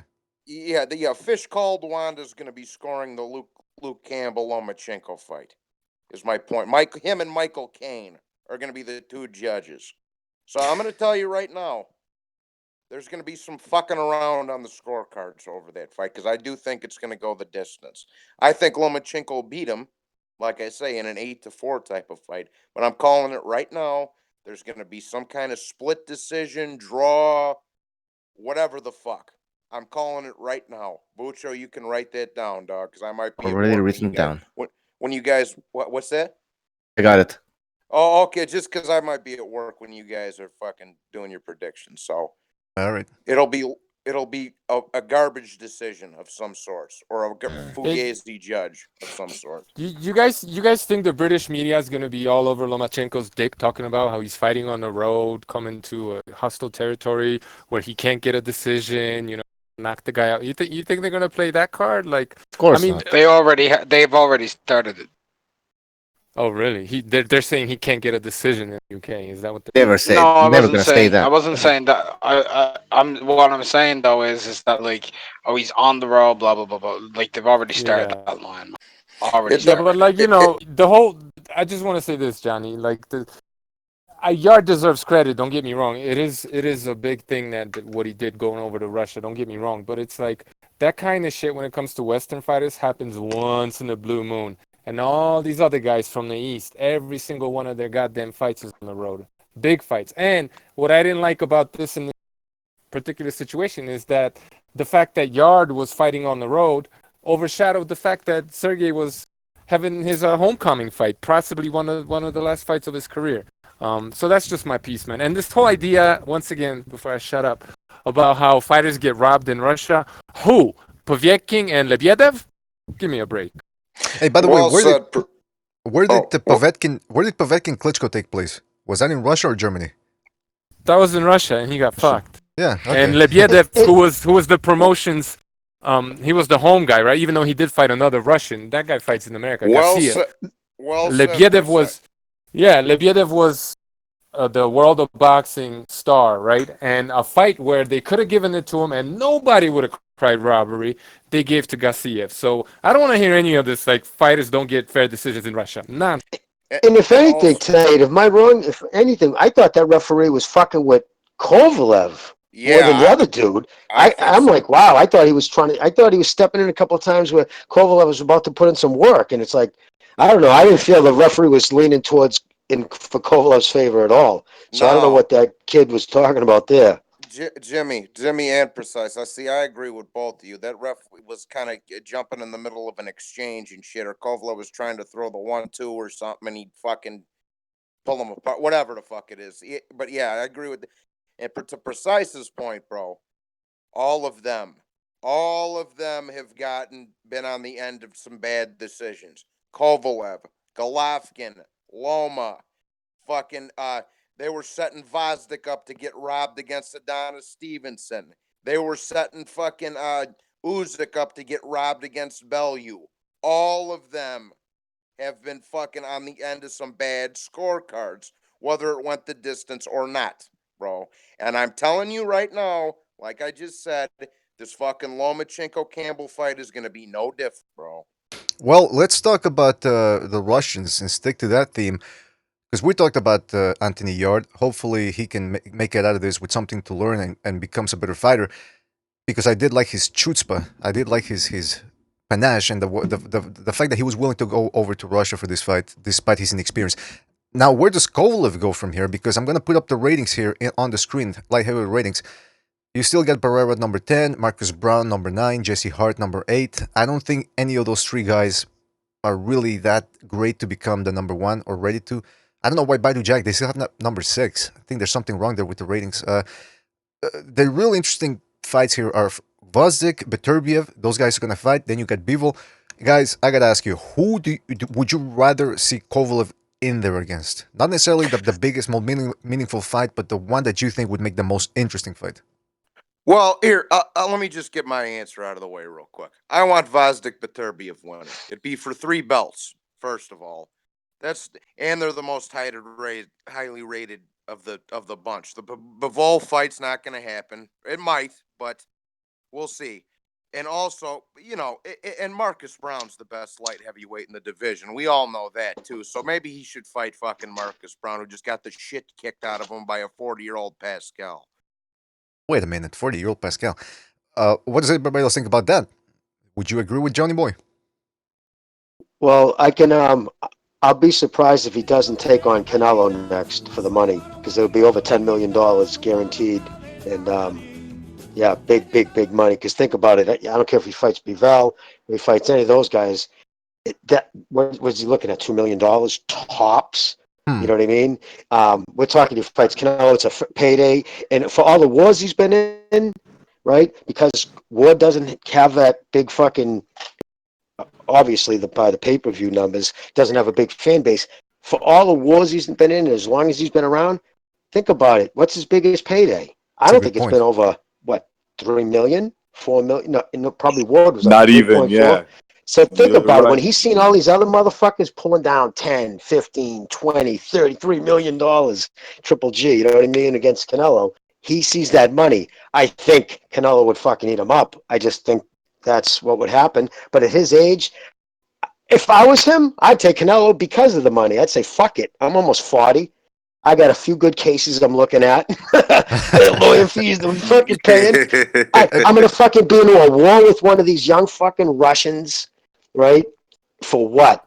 2 million? Or I could fucking go out, so, you know what, against what some people say the best. So it's just the money. So I'm just saying, Canelo seems to be very serious about it. So I'd be very, very surprised if he doesn't take that fight. Well, before we continue on that, apology. Gotta give a shout out to Apology Man who just gave a donation via the super chat. He says, "Jimmy, that same referee always messes with Kovalev, Luis Pabon, wanker." Now, Jimmy, I gotta ask you because prior to the fight, Kovalev's manager came out and he said that if Kovalev won against Canelo, that fight if Kovalev won against Yarde, the Canelo fight was set. Have you heard anything about that behind the scenes? Is this already done or? Okay, so all I heard was Canelo was, like on Oscar about it, like part of that thing where there was friction between him and it because Canelo was being kind of a douche about it.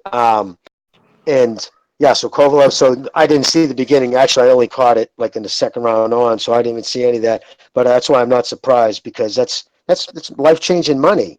So fucking, why not? She should go for it. But yeah, and what else say here? I was told Triple G's investing a lot of money, I guess, in Uzbekistan, Kazakhstan, into gyms, and he's going to be one of the reasons he did this, fucking jump over to Eddie Hearn is he really wants to. That's why he really wants to get in with everybody because I guess he really wants to get into promoting and on the Eastern, being more Russian support because obviously, to Precise's point, he wasn't treated fairly. I mean, none of these guys are one of you guys said it.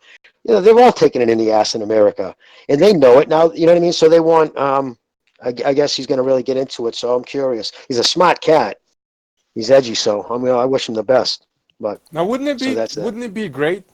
To Jimmy's point, wouldn't it be great if we had more cards in Russia with fighters traveling? I mean, the refereeing Absolutely is not too bad. The judging seems to be good and consistent, and the cards are always exciting. And you know, they're good productions. There's definitely money there. Like, wouldn't it be good to just have more boxing in that part of the world too? I think precise. The reason behind it is because they're afraid. These promoters on the Western Hemisphere are afraid of those guys. Literally afraid of them because for years, you know what I mean. There's guys involved in boxing over there, like you're in Russia. I mean, they're just fierce people. But I think that's cleaned up from what I've been told. And but 100%, man, Moscow, all those beautiful fucking cities. Right, they got good fan bases. They should, and I hope Triple G does. I hope he does bring more fights there.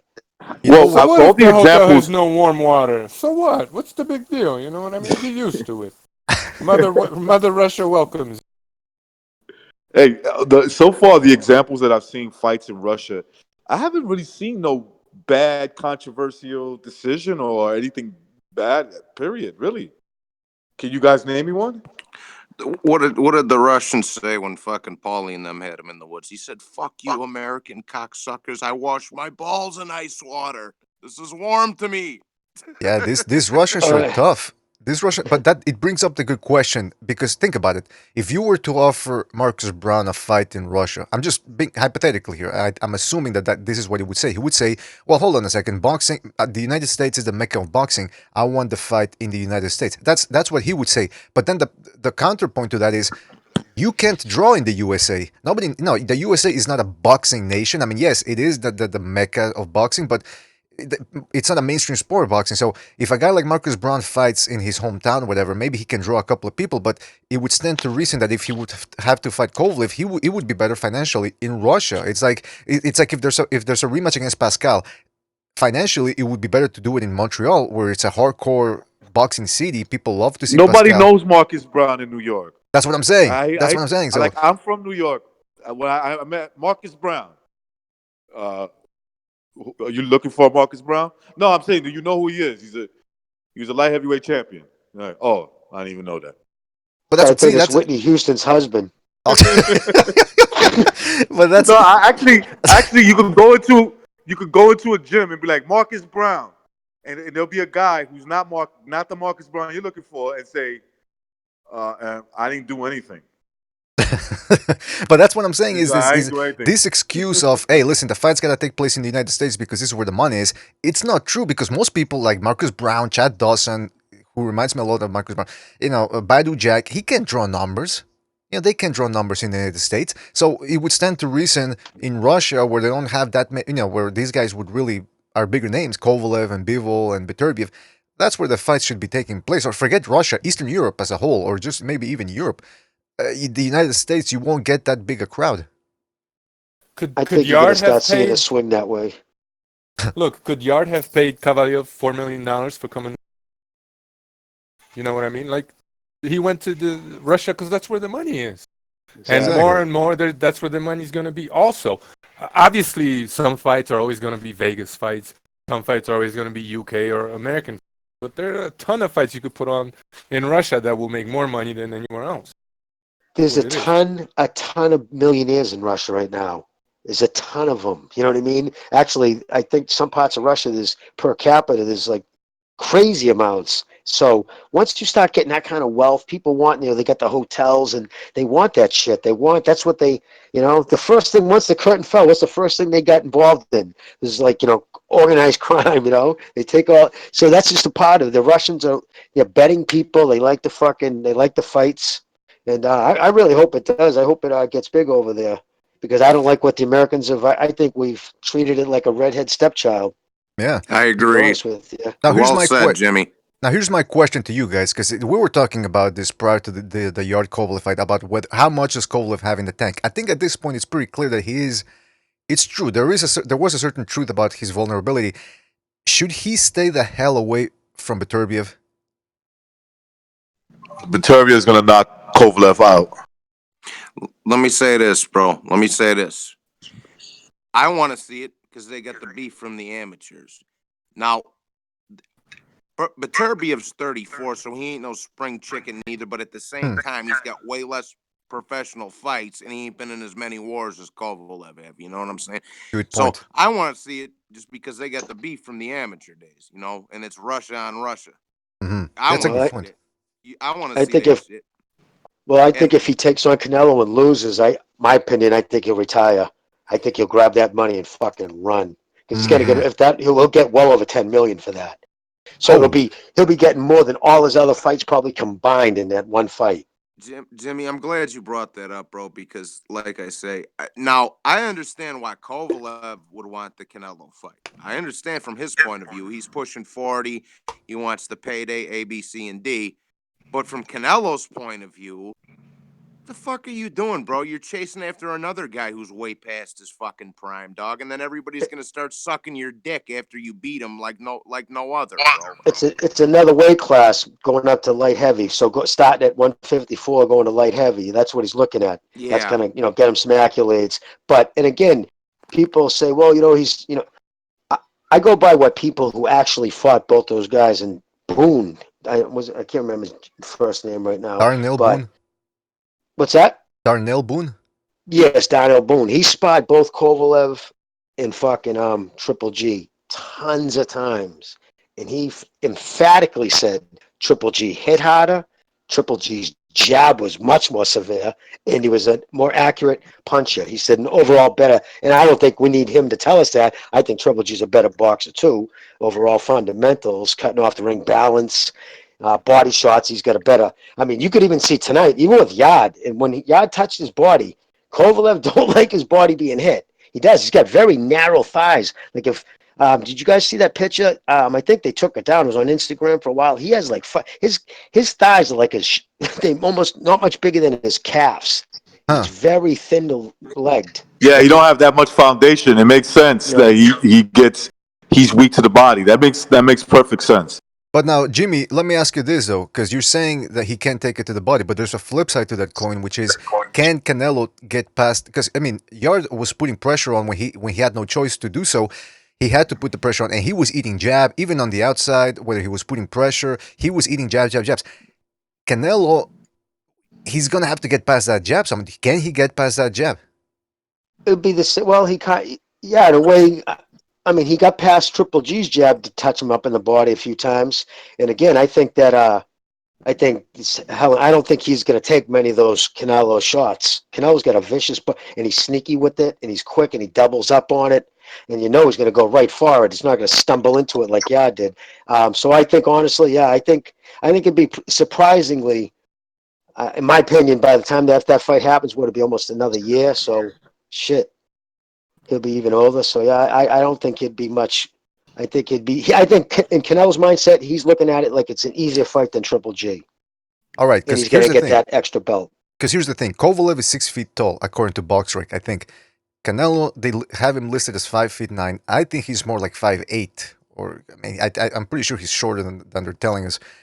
He's got good head movement, that's for sure. He has been putting more pressure lately against Jacobs and against Triple G. He stood his ground more than we're used to seeing from his usual style. But again, I think, despite what Darnell Boone said, yeah, maybe Golovkin's a harder puncher, but Kovalev does have quicker hands, and that jab comes out quicker, I think, and he's a longer fighter than Golovkin. I mean, well, I guess my question is, if Canelo does beat Kovalev, is it easy, or is he going to have to get past some fire first to do so? He's gonna get tagged up, Canelo. I think I think it goes the distance. I think he does good enough to get the decision on the scorecard, but he's getting tagged up. If he really fights him, I suspect that his face is gonna be, it's gonna show that he was in a fight with a bigger man. What's his reach? You got to be careful. He might get sparked out. I mean, I'm not saying he will, but he could get sparked out. He's going to be on every steroid. He's going to be on every steroid imaginable. I know that, but you still got to be careful. You know what I'm saying? When you're fighting a bigger man. speaking of steroids, man, I think you said, and that kid kept saying, well, you say Yard's taking supplements. Listen, to get my male gyno, to get bitch tit, it's a very small percentage. I think 6% of people over 18 years old still get it. And when they do, even if you go on the fucking into medical websites, you'll see it's fat dudes. Because remember, it's estrogen deposits. So if you're making extra testosterone, and it's usually in fatty guys, and they get bitch tit, it very seldom happens to metamorphous body types, small joints, round muscle bellies, like in his case. Very seldom happens, almost never, to lean dudes with a, you know what I mean? So the fact that he has bitch tit as severe as he did, I mean, so even when you're off the shit, you still have, because right when he went, before he shook his hands, when he leaned forward, it was wicked, his left tit especially. That's all estrogen deposits. No, that's a fact. That's a scientific fact. He has bitch tit. Whether it's, he can claim, oh, I've had this my whole life. I was one of that tiny percentage of people that almost never happens to guys who are fucking, lean dudes. It just doesn't happen. So the fact that, okay, there's another guy, so Spence, so now there's Yarde. Wow, there's a lot of dudes who just happen to be that fucking tiny percentage of dudes who end up with male gynomastia. It's just kind of funny. That's all I'm saying. Bitch tit. Very suspect. Dude, it actually leaks, man. Dudes on steroids, man. My friend fucking squeezed his tit and shit leaked. He swear to God, it's dude, true because what he he's took it saying. so much. It's not him Estrogen, joking. yep. I'm not even joking, bro.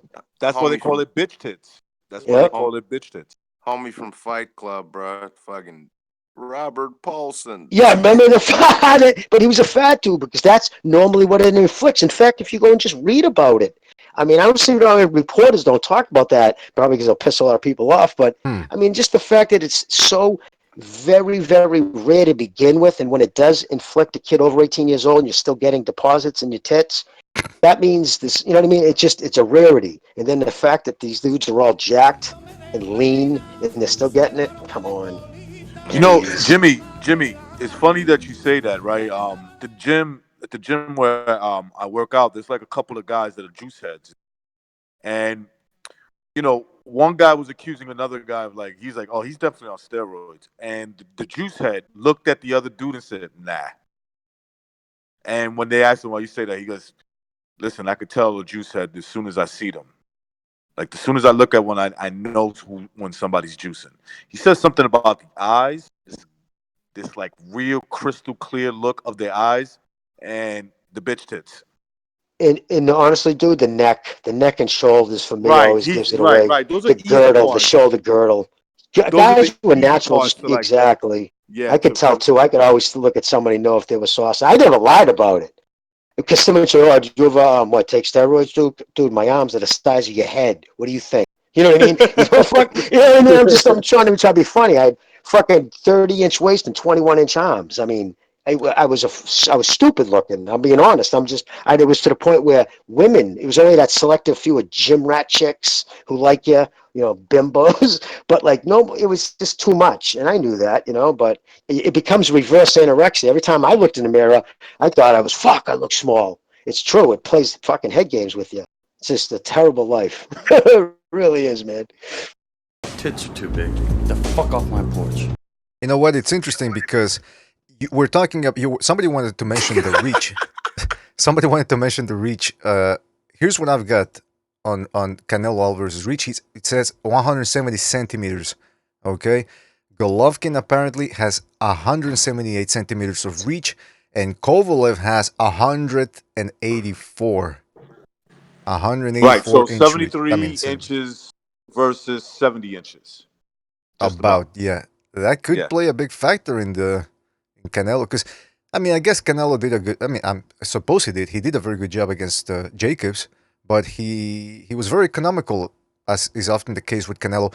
I have to wonder if Kovalev's sticking that jab in his face. Canelo loves to try to counter with overhand rights. I don't know if he can. He's gonna have to work extra hard to get to that body, though. That's what I'm thinking here. And on top of that, another thing,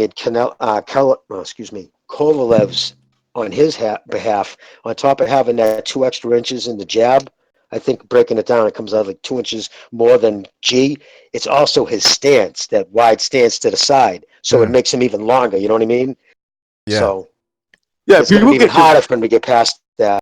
But the thing is, once you do get past it, you see what he does? Every night, all night, he would just reach out and grab fucking Yarde. He has almost no mid range in close, so fucking What was Canelo's got Yarde's quick feet. reach? If he can duck under a couple of those and dart in, that would be What his was game Yarde's plan, I would reach? imagine. Feign his way in and fucking go piece up the. Hey, Mr. BDA. Yes. What was Yarde's reach? What's his reach? Hold on, let me check it out. Couldn't have been. I mean, he looks like, people were saying that it says 182.9 centimeters. Let's round it up. Round it off to 100. BDA, it was like a half inch off of So Kovalev. like It wasn't 72 inches. Okay, yeah, 72 inches. yeah, You know where that 72. mainly comes from? His fucking traps, his back. That's how they measure your wingspan, your reach. Okay, now it's totally different from from under your armpit to your fist. It's Yeah, totally different. exactly Like right. sometimes you have a long you have a wide back. In other words, the traps, they got to go all through that. Like picture them measuring from the tip of your finger on one side, going all the way up to your shoulders, your traps, to the other side of your shoulder, your traps, all the way to the next arm, to the tip of your finger. That's reach. In other words, wingspan. And that's where you come up with 78 inches. Some guys are so stupid. They actually think somebody's arms are like 78 inches long and shit. Yeah, that's like, get the fuck out of here, bro. They're dealing with. They think they're dealing with orangutans or something. But but I suppose that's the point. Is how. I mean, I'm really curious. But like Jimmy said, I think Jimmy made a very good point. If Kovalev gets that Canelo fight offered, and if everything is to his liking, he's gonna take that fight over Beterbiev, over Gvozdyk, over Bivol. He doesn't want to tangle with these younger guys, man. I mean, he's gonna take the money.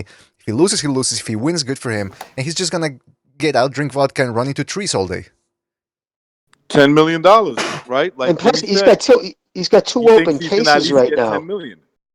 Yeah, at least it's going to be a minimum 10, probably. Plus, it'll be back end money on the pay per view. But no, it wouldn't be a pay per view because the other dude signed with Hearn. But yeah, no, it'd be backdoor money too. But yeah, but he has two open cases right now with women who aren't his wife. That's fucking crazy, right? That's true. Anytime you guys want to discuss these legal cases, I've been doing a little bit of investing. Oh, all right. Oh, yeah, let's hear it. Let's hear it. Yeah, I want please. to hear it. Dude, I think it's bullshit. At least one of them for sure. Look, I'm not saying Kovalev is like a nice guy. Clearly, he's a son of a bitch, right? Don't get me wrong. And obviously, you gotta take this shit seriously because maybe something bad did happen. I don't know. But this latest one that is alleging that he did all these things, obviously he pled not guilty, so he disagrees.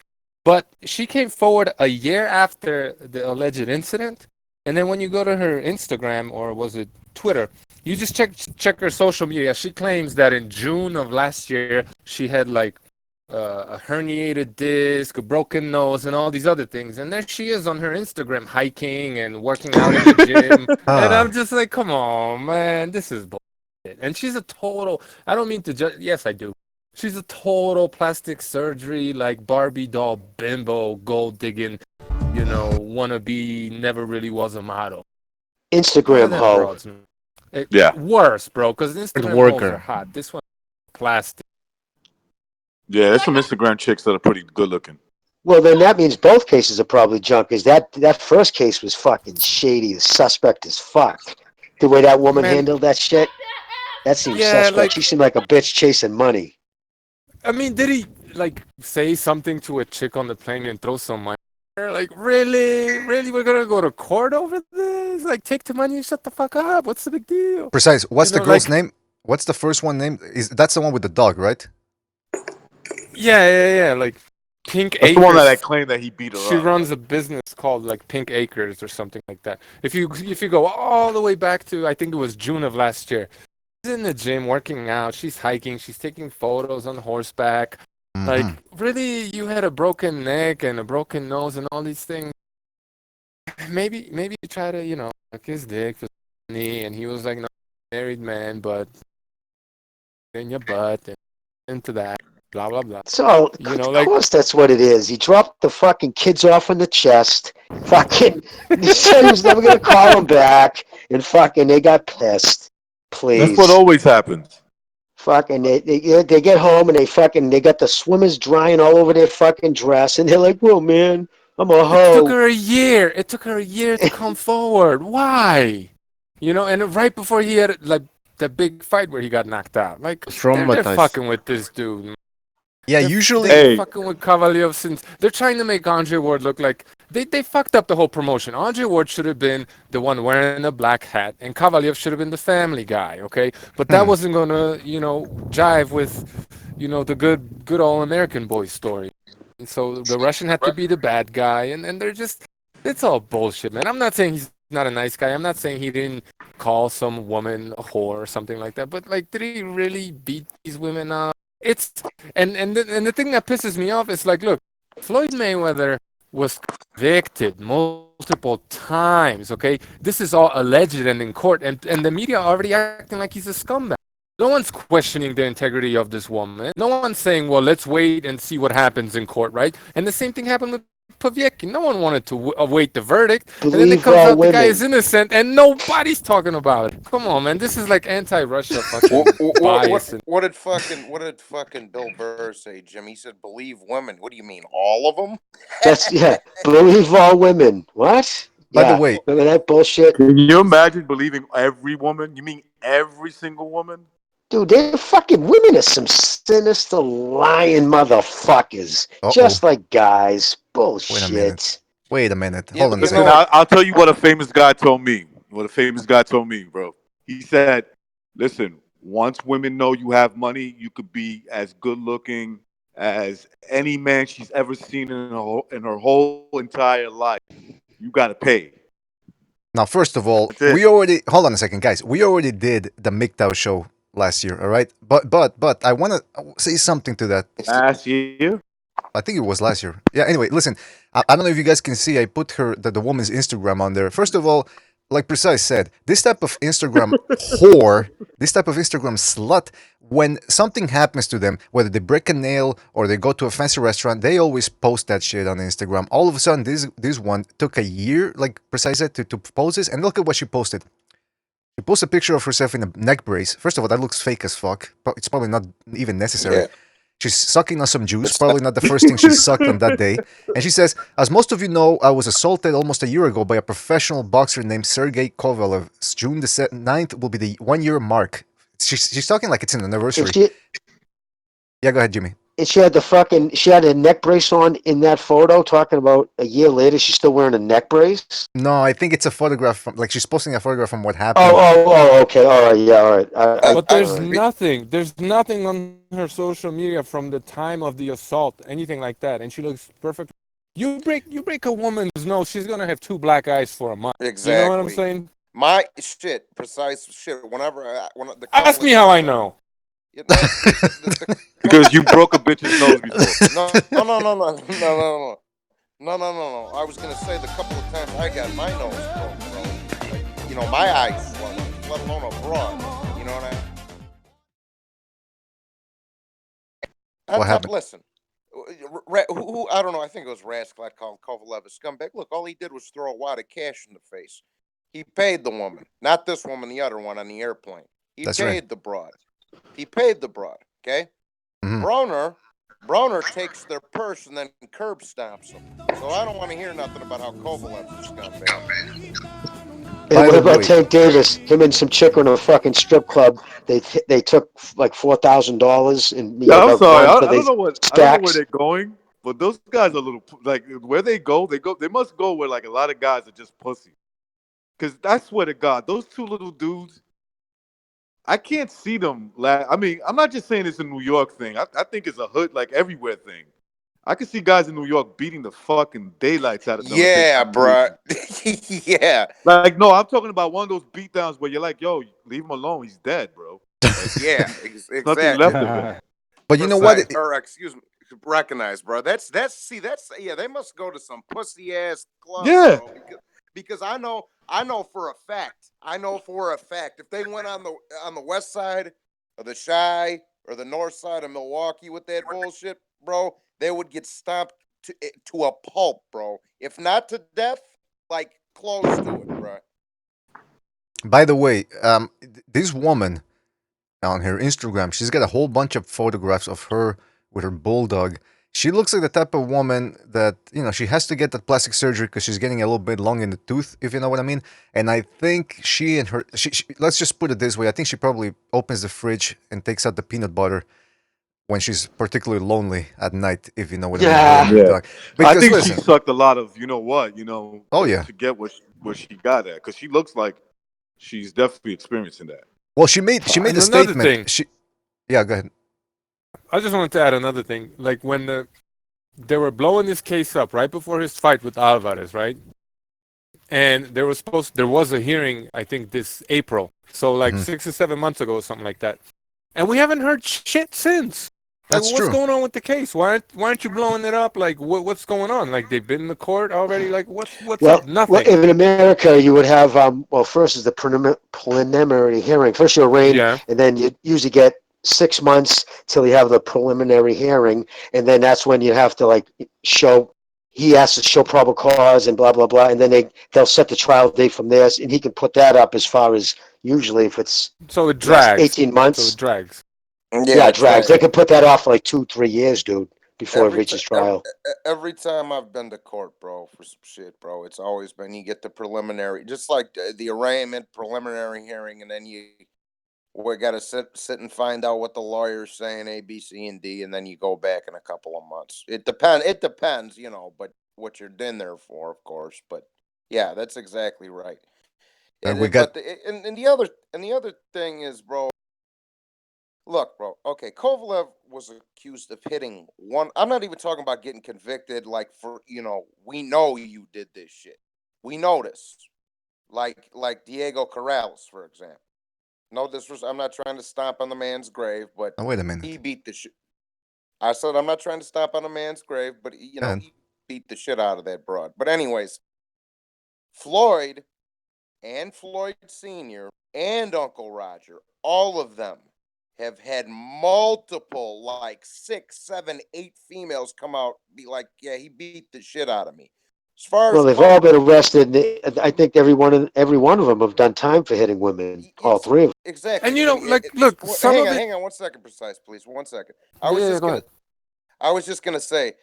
So when you got these 3 guys who are all part of the same family, all have multiple accusations of it. All of them have been arrested for it, like Jimmy just said. And then Kovalev does it once, and he's fucking Lucifer personified. But he's never been convicted yet. You know what I mean? And look, some of that shit with Mayweather, like some of those women were probably up. But you got 8 of them. Some of that shit is also. You know what I mean? So I don't. Dude, his son testified. You know what I mean? Yeah. His son testified that, he was kicking my mommy in the head, saying he was calling her a bitch. He was punching her. She was in a fetal position in the closet, and he was standing holding on the closet door and kicking and punching her. And speaking of after family, kicking the front door in, Speaking of family, his wife, Sergey's wife, like she's been interviewed multiple times. There's this like footage of them together. Now I understand people could act in front of the camera or whatever, but like I don't perceive she's standing by her man. You know what I'm saying? But she should be pissed. She should be pissed in one reason though. Even if he's innocent, she should be pissed about this. Dude, you shouldn't have put yourself in that position. You know what I mean? Like going, you know what I mean? Even if he did nothing wrong, he should know because who he is. You know what I mean? People he's a target. But Jimmy, it's different in Russia. Like he has a different mindset. Look, what if like this woman on the plane? I'm just speculating. I don't know. If it comes out and there's proof that he's a scumbag, then I'll take all this shit back. But what if some bitch recognized him? She was trying to hit on him or something, and he was like, "Fuck you, you whore," and he threw some money at her, like, "Yo, fuck off, you whore." And then think there's discrimination. Are you saying there's discrimination because he's Russian? Absolutely. And he is. Look, I'm not trying to pretend like he's a model citizen. The guy has a history, right? Like he's done some things, but like what boxer hasn't? They're all from the ghetto. I don't care what. Of course, you're not getting these kids from prep schools. Yeah, you're not getting from preps. But he, I don't know about the second thing. I just know he even admitted he went into. She had a camp up at Big Bear, like one of those cabins everybody has up there around the lake. And he admitted him and another dude went in there into her place. All right. But he said nothing happened. But the fact that if I was his wife, I'm sure his wife was like, "Fuck you going in there?" Even if he said, "I went in there to take a piss," it's just like, you know what I mean? You got to be Maybe they have smarter an than open that. relationship. Yeah, maybe. True. Yeah, who knows, right? But I'm just saying, you know what I mean? When you're in that position, you got to keep yourself in places, or at least have yourself surrounded with enough boys. You'll have enough people to testify for you. When you're down to just one guy and a girl, that leaves it open for. Because look at how it is nowadays, dude. These fucking douchebags. And bro, and I remember, I know I told Recognize, or I think BDA or Bucho, one of you guys. Remember when I told y'all that story about when I was at that Super Bowl party and homeboy's girl started fucking firing on me because she couldn't handle her liquor and all that? I don't know. It was a while ago I told that story, but anyways. Yeah, I remember that. Go ahead. I remember Yeah, it. okay. Well, not like I say, I didn't even put hands on her. She hit me 5, 6, 7 times. I didn't even put hands on her. I held her back. I held her wrist back from hitting me. Like, bitch, quit fucking hitting me, right? Then the next day, she puts all these fucking bruise marks she had from me grabbing her arms on the fucking Facebook or some shit. So now I look like a jagoff. You understand? That's what these fucking scumbag broads will do to you. Now So wait a then I minute. got a Women bunch of bruise so easily, man. You could blow on them bruise, bro. yeah, and Yeah, that's a good precise. point. And like I said, it was just to hold her hands and her arms and quit fucking stealing off me. Hey, my woman's in I the told Johnny background going. Boy if his boy didn't do anything, you should have fired on your boy. You say what? Remember I said to you, I said if your boy didn't stop your girl from his girl from doing Exactly. you Yeah, should bro. have Should have fired smacked on Jimmy, him. what is your lady saying, Jimmy? My girl in the Bro, background just said, "What?" She heard. She goes, "Listen, fucking." You know I when you would can if tell my girl you can does tell a woman in Hold on, that hold on, hold on. situation's lying because her lips are moving. She goes, Recognize. "Bitches lie their asses off." That's when my oh they woman do. just said that. She probably You likes know you, what I mean? Johnny Boy. She probably What's likes you and you turned her down without even realizing you turned her down. Recognize, and my boy was passed the fuck out, dog. He didn't see this. He didn't see that little piece of shit that like I said, when his crib got robbed. I'm not gonna get into a thing here, but like when his crib got robbed because he's such a little bitch, I was beefing with the guys who robbed him in the street and shit. I was the one fucking boxing them and doing shit to them, But bro. Johnny Boy, you could Sounds have like went to jail for that shit. That's what I'm. Yeah, that's You right. could have went to jail, and I'm saying. your boy. I know he's probably got some issues, but like, I know what you mean. Listen, I've met dangerous women. I'll give you a quick one. My cousin, rest in peace, because of his fucking baby moms. I never liked her. She knew I didn't like her. Now wait a She minute. said something to me, and I said to my cousin, I said, "You better tell her something before I knock her out. Oh, You better tell her that don't come next to me. I will knock her out." And Hey, he Mr. he, under, BDA. he understood that, and he said, "Okay, look, before I get into a fight with my cousin, let me grab my bitch, who I shouldn't really be with." You know what I'm saying? Because a good woman would never she'll never cross that line. that's a good point. That's a line you don't cross. It's a very good Yeah, point. That's a very good point, man. Now we recognize. do have. Hold on a second. We do have a statement from the woman I was able to find. The woman that claims her pretty pink, Jamie something pink. This is what she had to say about Kovalev. You fucked my tits, came all over my fucking face. I lost my temper. So that's what she's alluding to. But Gonzalo, are you there? You want to say something? Gonzalo's been waiting. Yeah, what's up? Please tell me it pertains to the subject at hand. Don't try to change it too much. Okay, to the subject. My wife broke a trash can over my face. Let me just That's say. pretty Let on me just point. say one more thing. Gonzalo, you're crazy. Let me just say one more thing. Recognize, bro. After the fact, bro. He tried paying somebody to come, some dudes to come over here and beat me up. I went over to his mother's house and slapped the dog shit out of him. So, Yeah, good for him. Yeah.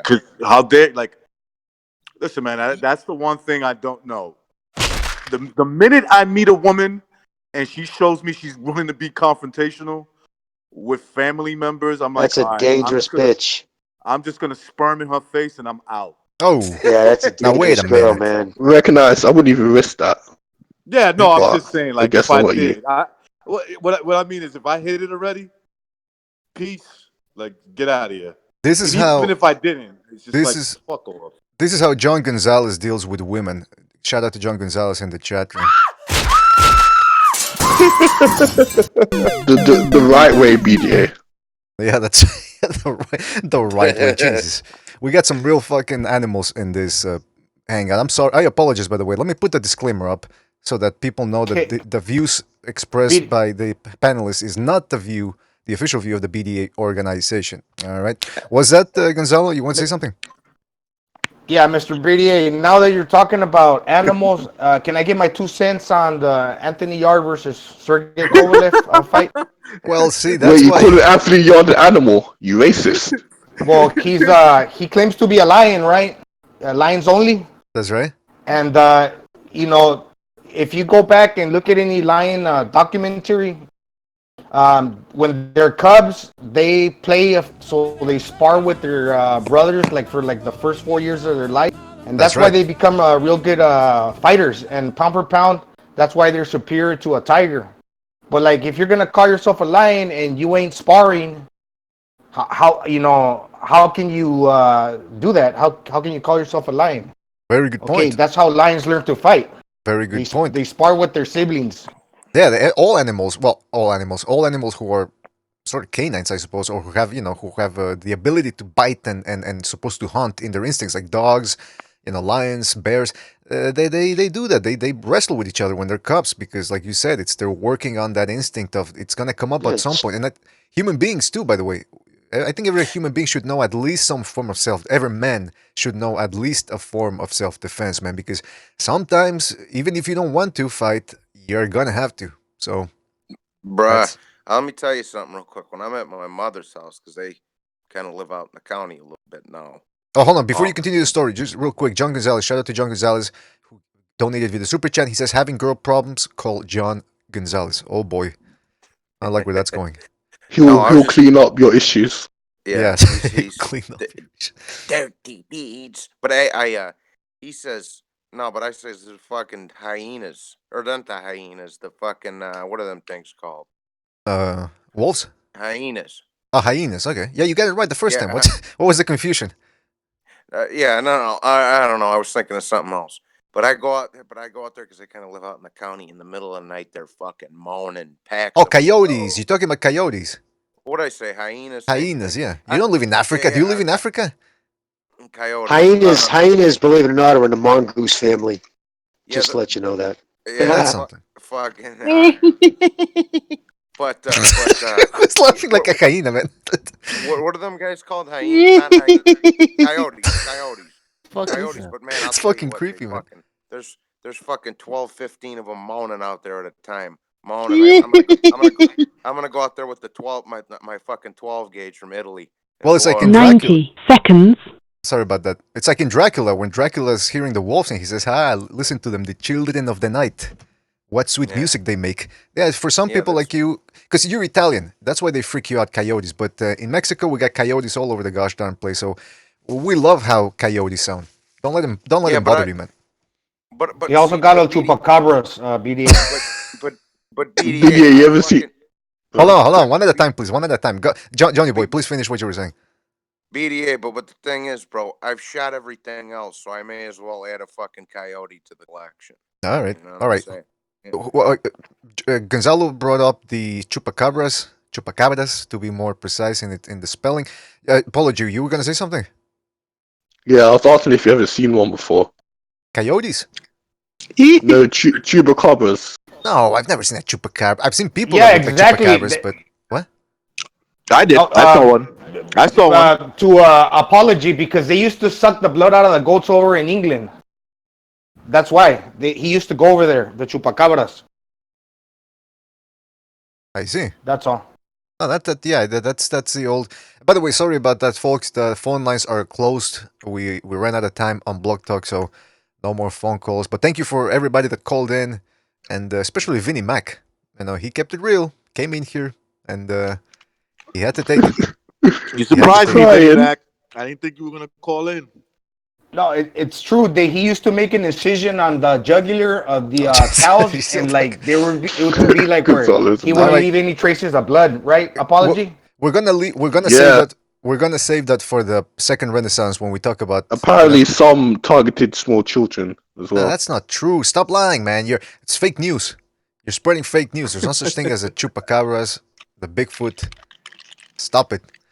No, I do. Yeah, but there were too many cases of cattle mutilations in Mexico and in the United States.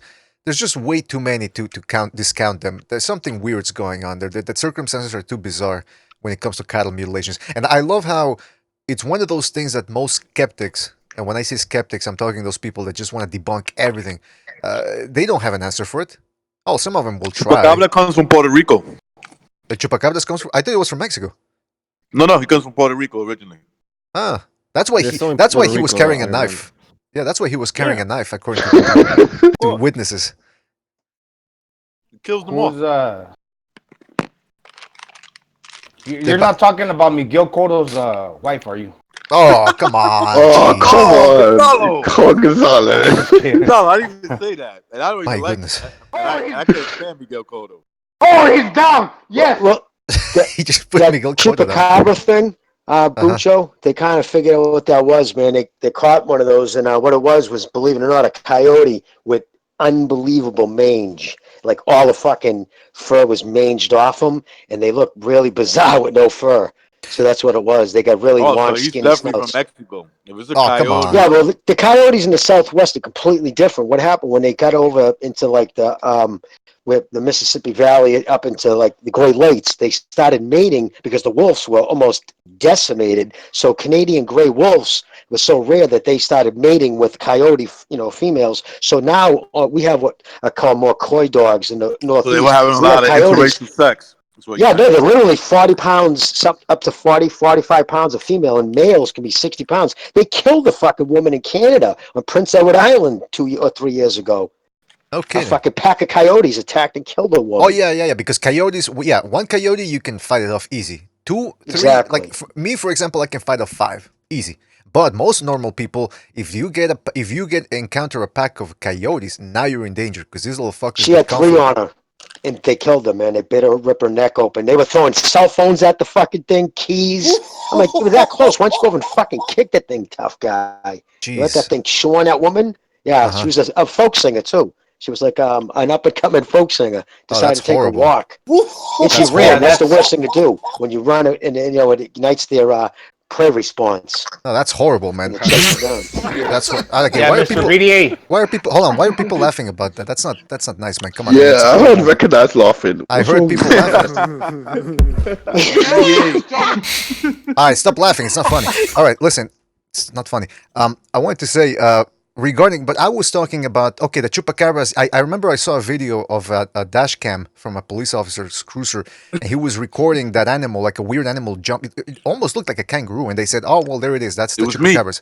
No, it wasn't you. But what I'm saying is, cattle mutilations. That's a whole different ballgame because nobody ever sees what causes. Nobody's ever seen one of these creatures attack a cow and be able to skin the head perfectly, almost with laser-like precision, or sometimes the tongue is missing, or the upper and lower intestine are missing from cows. That's very bizarre. That's the one that... I think that's like the farm circle thing. You know what I mean? At the end, you find out it was just dudes did it. You know what I mean? I don't know. When I see that, I think there's probably a bunch of high school kids down in Texas doing that, laughing their tits off, like 4chan and...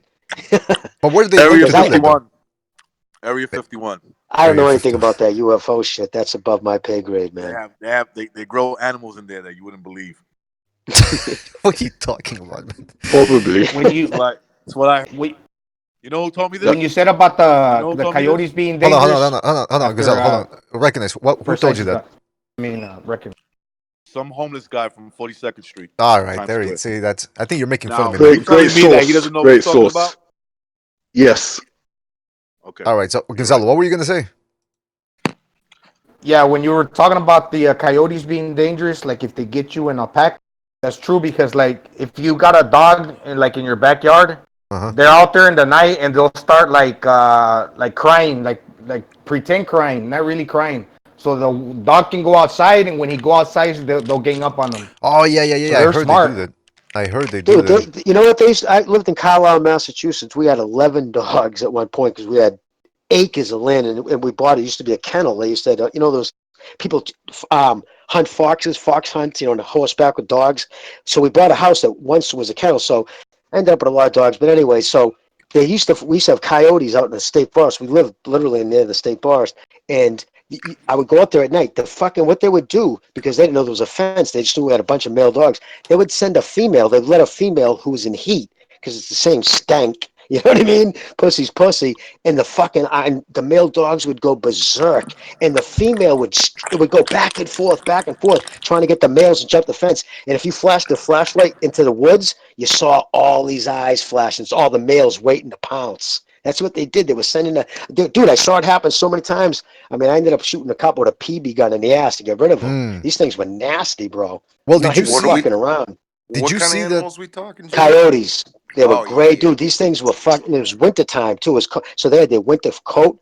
These things were little wolves, and they would send the bitch over in heat because my males would be going berserk because they weren't Right. fixed. And the male coyotes wouldn't say a word. They were all just sitting out, and there was a ton of them. So that's what they were trying to hope. One of the dogs would get over the fence, and they would just jump on it and kill it.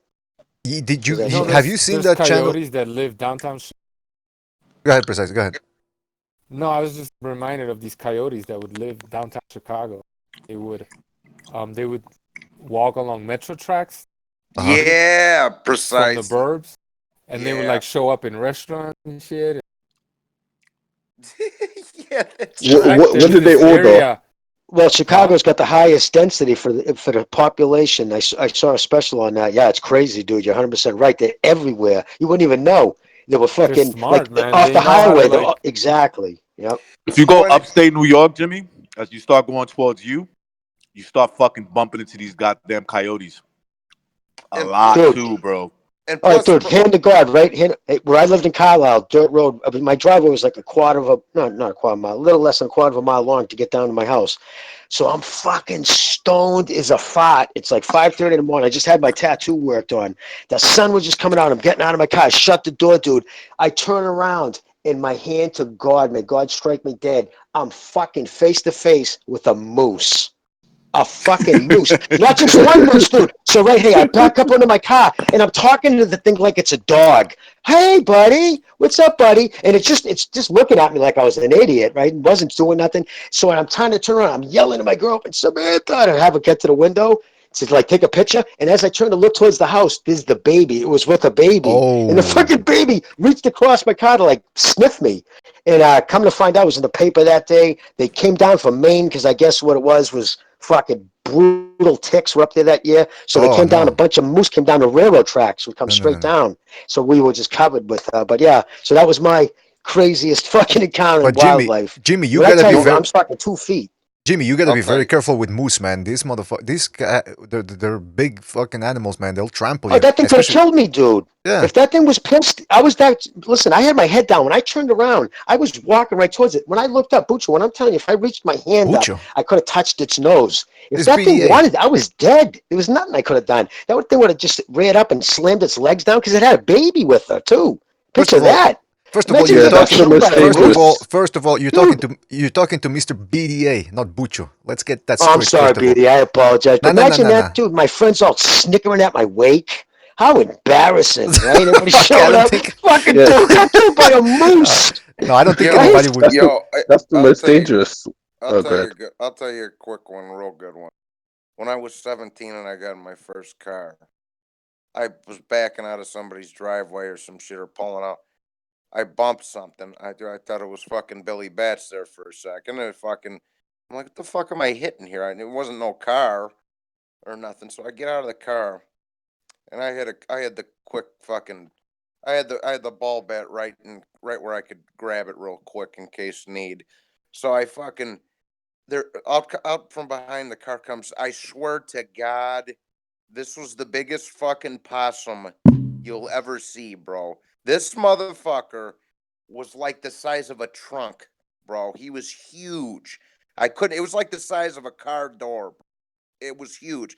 So I grabbed the ball bat and I went to town on him. Then I Oh, ran him come over. on. What's the matter with you? Come on, Johnny. What was it? What was it? You A have to- possum? Yeah, I went to town. The size of a car door, dude? Are you see how big was this You have to fucking call Peter. I think you should Bro, call Peter on him. I'm not even fucking kidding you. So I creamed it a few times with the ball bat, ran it over, and left. I'm not even kidding you. You're a nice guy.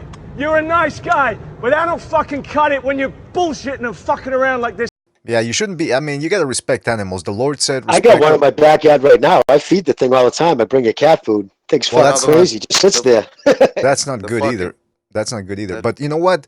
With the coyotes, though, I don't know if you guys have seen those videos. They got like millions of views on YouTube. It's these people. They're hunters that get hired by farmers to keep coyotes, out of the farms and away from the cattle.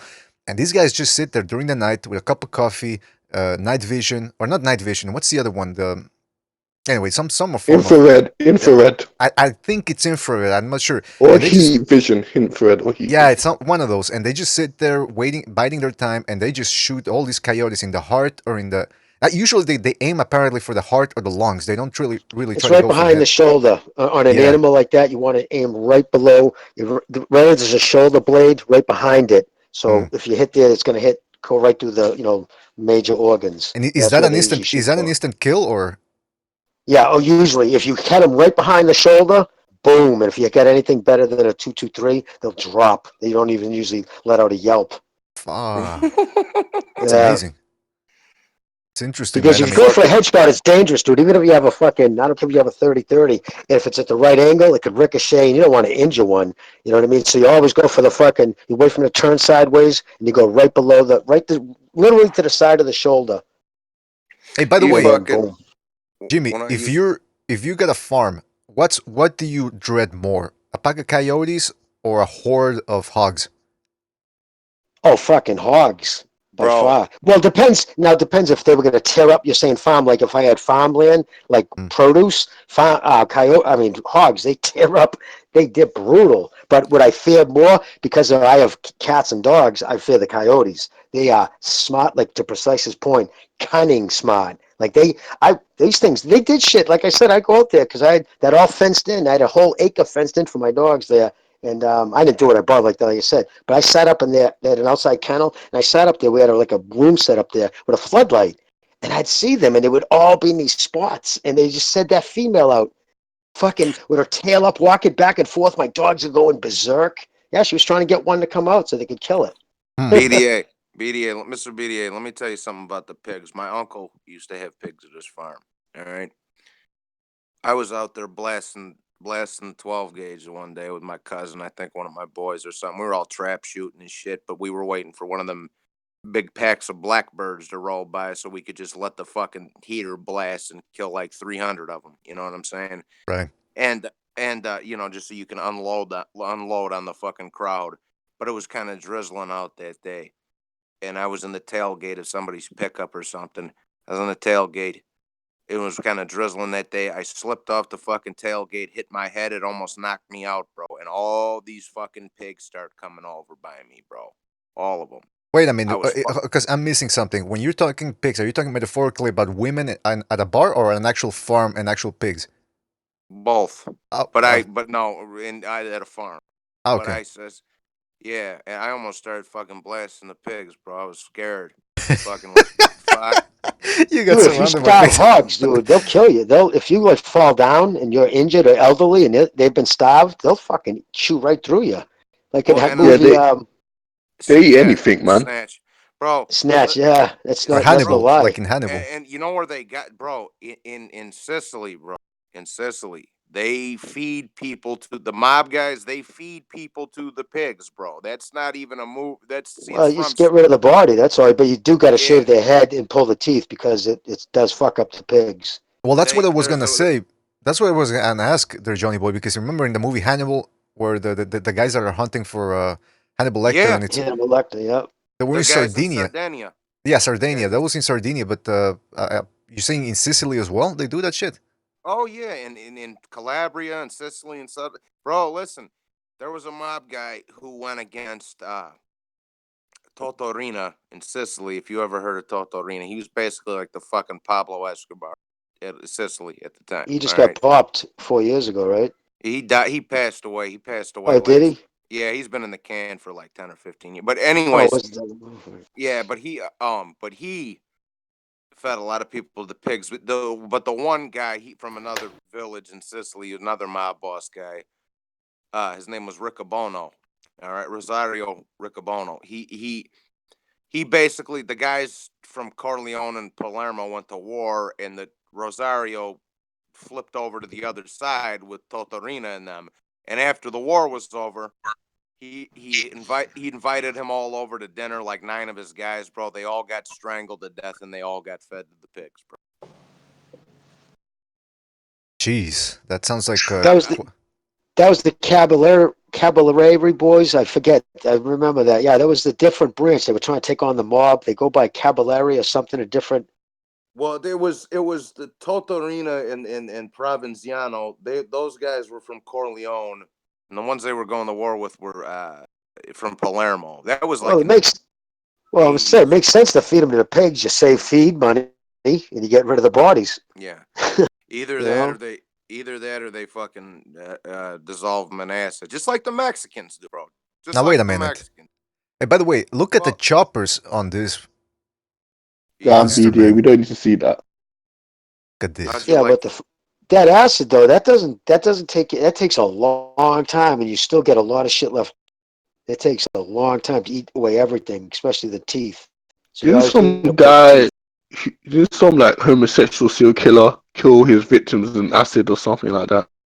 Cameron? No, I said homosexual. That's why I said Cameron. No, I'm kidding. No, he's got a wife. He's got a wife. I forgot the guy's name. It was a homosexual guy who would lure like men to his house and then fuck them and kill them. Are you talking about not Bundy? Jeffrey Dahmer? Yeah, Jeffrey Dahmer. I think Jeffrey so. Dahmer Yeah. did. Yeah, he shot acid. He shot battery acid. He was trying to make zombies because he didn't want them to leave him. Yeah. So he wasn't trying to. Remember, he said, "I was trying to kill him. I was trying." Oh no! Wait a minute. Shit into their brain to make them zombies. I think it was. Well, I think Apollo just talking about. What was the guy? They made a movie, Henry Portrait of a Serial Killer. What was the guy? The serial killer's name? Henry. You're talking about. Fuck. What was that guy's name? Ed Gein? No. Ed, he's the one who made a lampshade out of a woman. His mother. He was the one who dug up his mom. Ed Shin. I think somebody just said his name. Ed Gein. Yeah. Yeah, he was in Wisconsin too. But what the fuck was that dude's name? That's gonna drive me nuts. Otis Toole, BDA. Is Otis that Toole and Yeah, you're right. Yes, I just checked that out. You're right. You're right. Oh, he looks like a real winner. This guy. If you look at him, you would never assume that he's a serial killer. Look at him. Yes. Yeah, my I know God. the exact picture. BDA is looking. I never understood the putting them in oil. I mean, acid anyways, because then you got to keep the drum somewhere. You know what I mean? It's still not. I don't know. I guess if it's for the fright factor, but I would always better to put them in, cut them into threes. You know what I mean? Quarter them, put them in bags, and fucking bury them. Well, you know what, Gonzalo? Gonzalo, you got us as Jesus Otakuras and Libran Andrade. Can you get us a cartel guy to educate us on how to dissolve a body? Yeah, probably. All right. And by the way, Seamus Carey says, BDA, this is dark. Let's get back to animals. Well, what's his name? Shepherd of Sons wanted to ask Precise what type of vermin he deals with over at his farm. Precise, are you there? Yeah. Yes, Shepherd of Sons wants... Oh. We have our own pasta. It's called a wanchaka. Ah, yes, the wanchaka. And then there's just regular rats, tree rats, flying rats. Flying rats? Do you have any issues with the monkeys or anything like that? No. Because, I mean, they are there in that country living, right? Don't you have, they just now more into the jungle? Yeah, I'm not. Are you allowed to shoot Subtropical. them? Are you allowed to shoot the motherfuckers, Precise, or you'll get to jail? No, for that? you can't shoot anything legally. Yeah, that's this country. Johnny boy. You go to like South America, you shoot animals unless you're an indigenous person that you have special rights to kill things. They'll fuck you up down there if you do that. Oh, that's why I was asking. I don't know. I mean, you could get away with it. Everybody does. Well, you know what? You probably got some crazy ass snakes, right? Go ahead, Mr. Well, yeah, I was just gonna say. We have the coral. Jimmy said that. You Oh, got over there. the fertilance. Oh, sorry, I didn't mean to cut you off. Well, just real quick, because Yeah. you mentioned you can't discharge firearms. I mean, you can't kill animals in South America, otherwise you get in trouble with the law. But isn't that the same thing in the United States, like in Canada? If you discharge, first of all, here you can't even discharge a firearm within the limits of the city or whatever. Depending on the city, you go to jail. If you shoot something here, like recognize, he's above the law. He can do whatever he wants, shoot dogs at bordellos and all that. But normally, if you shoot an animal in North America, you go to, or am I getting that wrong? No, if it's on your property, like if something's on my property, I could shoot it. I could shoot deer, anything. Depends if it's on my property, if it's causing damage. Because I used to have like apple trees. I had rose bushes. Those things used to eat, and I couldn't bring myself to shoot them. I couldn't. I'm a pussy. I'd have the thing lined up in my sights, and I just couldn't shoot the deer. The thing would look at me. I'm like, couldn't do it. Bro, when I was like 11, 12, I took the scope off my pops' hunting rifle and screwdrivered it to my fucking pellet gun. So I had a scope on that motherfucker. I was sniping shit like the kid from Private Ryan, bro. I was sniping shit off of fucking people's roofs and everything else, bro. Just bing, bing, bing. Oh yeah, I can shoot too. In fact, when I lived in college, I had it set up, dude. I was pretty nasty, man. I could fucking put 3 into like a quarter of a mile, like nothing. I could put 3 out of 5 in a 3-inch hole in a quarter mile. We used to shoot rats with BB guns. Oh yeah, in New York, right? There's probably a bunch of. Yeah. That's the only kind of animals we have. Well, garbage day, right? You'd see them all running around the street. Yeah, we would take our BB guns and just shoot those motherfuckers. Till the cop caught me and said, "There was what are you doing with this fucking thing? What are you doing? What are you doing with this fucking thing?" I'm like, "I'm just shooting rats." There was this girl I knew from the Bronx. That's what she said, man. She was fine as fuck too. She was a ghetto chick, but she was fine. But she was like, she was telling me, she's like, yeah, man, I ain't never seen none of that fucking shit you're talking about, like raccoons and all the. Like, I got raccoons where I live at, man. You got to be careful with them motherfuckers. Where I live. Precise. I was gonna ask you, dude. You got the Bushmaster where you live? The Bushmaster snake. Is that a Bushmaster? Oh, it's the longest venomous snake in the Western Hemisphere. It's all through South America and Central America. They have all the snakes here have Quichua. So you must have the fertile ants. That's the most dangerous. That's the most aggressive. Yeah, they call it Precise is breaking up. Yeah, I thought it was just me. You were breaking up a little bit. It looks like what they call the macanche here, and it's very long.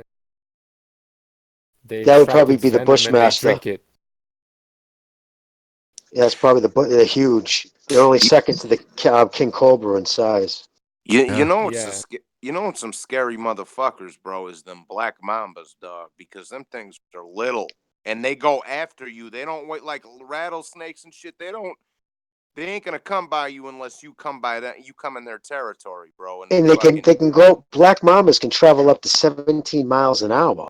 Picture that shit, dude. That's fast as fuck. Yeah, that's fast as fuck. They're little. They're fast, and they go after you. They don't wait for. They're a multiple biter because they have small fangs and they tag you, and they have one of the nastiest venoms. But yeah, and like I say, like rattlesnakes and shit like that. Like you gotta go, in their home for them to start biting you and shit because then they feel scared. That's what they. Well, they rattle. They try to warn you.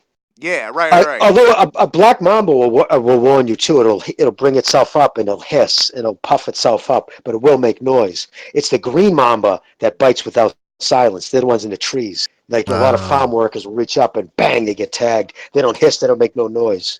Same thing with them fucking Komodo dragons. Them bitches are fast. Boy, they're dangerous, man. They got like bacteria in the bite and stuff that makes you continuously bleed. Well, they actually venomologist from Australia. I can't remember his name now. Anyway, he discovered venom glands. They actually produce venom. For years, they thought it was a bacteria so disgusting that it bit you, it would automatically get septic and you would die. For years, up until I think it was 2 years ago, he discovered actual venom glands in the jaw. So when they bite, they secrete a venom. That's what kills you. It basically gives you septic. I went to Australia once. I went to Australia and encountered a big fat animal, and after the encounter, I got bitten. I had to really go to the hospital, and the woman that bit me, she told me that about the Komodo dragons too. She said, "What?" She told me. I knew you were gonna go there, BDA. Oh yeah, you saw it coming. All right, it doesn't count. It doesn't count. You saw it coming. All right, listen. We're gonna have to end it. We gotta go. We've been on for about 2.5 hours, but very good discussion, like the old days when we used to do. We gotta do a second Renaissance. That's it. I'm putting my foot down and I say we gotta do a second Renaissance, but we gotta get everybody in here. Otherwise, if it's just me babbling on, it's gonna get boring real quick. So we gotta get make it happen. All right, you guys tell me now that things are different here. I can call in more often because she was learning how to walk again, so I was always there. So, but yeah, so.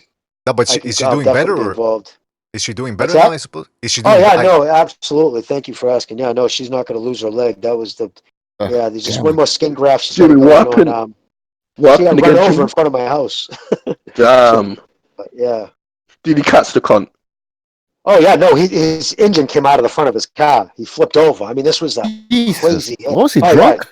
No, he fell asleep behind the wheel, and he just kept speeding up. I have it. And the thing is, what sucks, I have my whole house is covered in HD. Like nobody steals from me unless if you can steal from me, but I'm gonna know who the fuck you are. So I have my whole house on the camera, so I can watch it over and over if I want. And I only watched it once. It's enough for me. She was actually putting our dog in the back of a Lexus, a four-door Lexus, and all of a sudden the kid was coming down the street, and you could see him flying, and he just at the last second looked like he did it on purpose. You watched the film, and she was outside the car, and the car picked the car up and put it down on top of her and pinned her legs behind a high curb, so it snapped her legs off over the curb. It was just skin and tendons hanging and holding her legs on. It was unbelievable, dude. I ran down. It was Man, that sounds painful. I screamed. I knew right away. I heard boom. I went, man. I just knew she was fucked. I don't know why. I just knew it. And I ran down the stairs, and she was sitting there on the curb. And I just turned. I saw her legs, and her fucking shoe was gone, and her fucking feet were just look. I don't. Did she pass must out? be painful. Yeah. Did she lose consciousness right away, or no? Never lost consciousness. Dude. That was the thing. I'm like, babe, just go into shock. Just let the shock hit you. You know what I mean? But because I wanted it. She was talking. She give me a drink. She needed it. She was thirsty, but yeah, she was sweating. But I could feel she was getting cold. No, I was saying, don't go into shock, but take breaths. I was hoping right away they got some. Thank God they came over and hit her with fentanyl, and that helped. But I took my belt, I put it around her right leg, which was kind of stupid because even if you lose your leg below the knee, there's no artery that's going to bleed out, that low down. But I was still nervous because the blood was literally rolling down the curb, like going down the gutter. No, his car flipped onto its side. The engine came out. I mean, it was crazy. Oh, hold on. That's what I wanted to ask you. The guy was the Native American, or are you saying the actual engine of the car? No, the engine of the car, like okay. up, and it came out of the side of the car. But no, he was from what I can tell so far. We haven't got a confirmation, but he might be an illegal alien who shouldn't even have been in this country to begin with. Well, yeah. So I'm a little touchy about hearing about they want us to pay for their fucking health insurance right now. You know what I mean? I'm in debt to fucking Tufts Medical right now for about $1 million. Cocksucker. Yeah. Wow. So, yep. Life is fun. But she's alive, dude. She's walking again, so thank you for asking. Yeah, she is getting better. Things could have been worse. She could have been killed. The dog could have been killed. No, we got to thank Hashem that everything turned out all right. Glad. Hope she feels better, bro. Thank you. Thank you for asking. Sounds like everything sounds kush. Yeah, sounds like a strong woman. Sounds like a strong woman, by the way. Because if if I would have, I wouldn't. Oh man, looking down and seeing your legs like that, I Oh, would dude, have. it's horrible. That's what I was thinking. I'm like, what were you thinking? She said, I just grabbed him and I pushed him back on, like because they were hanging kind of, so she put him back in place. Oh, come on. Yeah, no, dude, it was disgusting. But Smart. She's smart. That's why she didn't lose yeah, it. I think she was thinking, I don't want but they started swelling up and turning purple, and it was their shoes got blown right off her feet. It was incredible. It was just, but yeah, so she was thinking of all the different things like what would happen, but no, she stayed conscious, right? They fucking try to med flight her. They get the helicopter to take off, then they have to land because of weather. This fucking pussy fucking pilot. I'm like, so you made her go through all that? Then they rushed her back because the hospital here, the trauma center here, said they were going to take her her left leg, and they would hope to keep her right. And I'm like, get her to Boston, best hospitals in the world there. And this kid, 32-year-old surgeon, guy Ryan, if you guys ever have orthopedic surgeon, this dude, he actually made his own devices to put in her feet. Okay. Unbelievable job, but Huh. name Ryan, Dr. Ryan. Wow, that's interesting. That's very yeah. I got Dr. Abner, who was recommended to me by my mentor, Rafal Shapiro. But yeah, I'll give that guy a call if I ever. Well, yeah, something. you were in Canada, so you guys, fuck, it takes you guys forever to see a specialist, right? Yeah, But Jimmy is free healthcare, right? Yeah. It takes a while though. Meanwhile, I'd rather pay and have her keep her legs. You go on there with Meanwhile, I got gunshot doctor wounds. to- They say, "Wait a second, maybe we can see you in 2 days." But see, that Hey, joke is Jimmy. wrong. That joke is wrong because there's no Yes. such thing as gunshots here in Canada. Oh, I'm I sure. just let you know, I've been through the same thing. I almost lost one of my legs, and the other was broken pretty bad, and I had to get a surgeon that was like one of the best in the United States also to operate on me, and I had to go Makes all the through difference, bro. 5 operations and many years of suffering in wheelchairs and crutches. But now I'm able to walk, and I kind of have to thank God, and I hope everything's well for you. Well, put it this way, she Family. was supposed to be 6 to 7 months. She might be walking in 3 weeks from now because of this surgeon, because of the shit he did. And then she's going in for one more surgery, skin graft. Yeah, I one got more the skin on graft. Tuesday. Yeah, and then that's Just gonna it. She's on just gonna boom say, don't backs rush right now. that. This is important, Jimmy. You're just gonna say, I have to butt in here real quick. Don't rush that. Don't start having her to walk before she needs to, because she's gonna hurt herself, and it's permanent. It's gotta dude. heal correctly. I'm right That's with it. you there, dude. Trust me, I'm all over about that. When she tries to do shit, yeah, no, I'm like, calm down. So yeah, no, I'm gonna make sure she doesn't push it. Well, that's But great to hear, man. It's great to hear that everything ended up working out. Let me tell you Yeah, something. it's You good. you got Thank you. faith in God. God is great. Let's just put it that way. Um, Amen to that. Amen. That's right. We gotta end it on that note, on a positive note, if you ask me. I think some people are gonna think that's a bad story. I think it's a good No, story. it's 'Cause actually everything. very positive. Yeah, no, Exactly. she absolutely. BDA, let me just say one thing. Let's also end this on a positive note by saying, I hope there's no fuckery on the Lomachenko card next week. Talk more about this fight. No, Yes, probably we're gonna Wednesday or something like that. King Bucho called you a Bible thumper, Mr. BDA. Who? Just doing that. I did. When'd you do that? It's true though. You are On the chat. I'm writing him out. Yeah, Just kidding. the funny thing is, Bucho knows more scripture than I do, but he's not open about it because he wants to I fuck found all this. Moloch now. He wants to bang all these atheist girls who are into witchcraft and all that. So, hey, that's him. That's on him. No, that's me. That's me. I put fucking Bucho on. All right. Yeah, you turned him onto that crap. All right. So listen, I want to thank everybody that jumped on the hangout. I want to thank Apology, Gonzalo, Jimmy, Johnny Boy, Precise, Recognize, Unrivaled Boxing Talk, aka McGregor. Cameron jumped in and then jumped back out. I think he's too busy now with the wife and the upcoming baby. Yeah, baby, that'll take up your time for sure. Well, he's got a baby. He got a That's right. girl Yeah. pregnant. No Yeah, shit, huh? no, he's pregnant. Yeah, he's pregnant. Some dudes say that we're pregnant. Get the fuck out of here. Well, you Deontay clown. Wilder. Yeah, exactly. Well, Wilder. He wants to get pregnant. He wants to have that fake womb and then spit it out of his ass. But listen, I want to thank everybody who came in here. We had some good conversations regarding Kovalev Yarde. We'll work on that second Renaissance. Definitely going to do it this week. And I don't think there's going to be a set topic. We're just going to start off with one thing, and then we'll shift to whatever we find interesting during the conversation. We can also bring up some links and stuff like that. Or if you got something that you want to take a look at, send me the link on the Discord, and we'll put it up during the discussion. So that's about it, man. Thank you, everybody. Join our Discord group so we can stay in touch.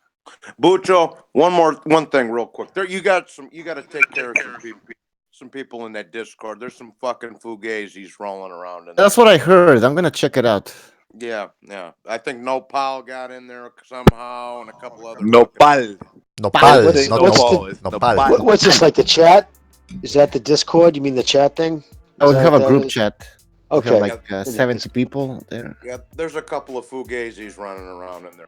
So, We'll take care of them, because I really do want to have the the Discord exclusive. It's not like the chat where we let almost anybody in there. Discord, we got to keep a little bit more order in there. So if there's any dissenters, they will be taken care of. Trust me on that.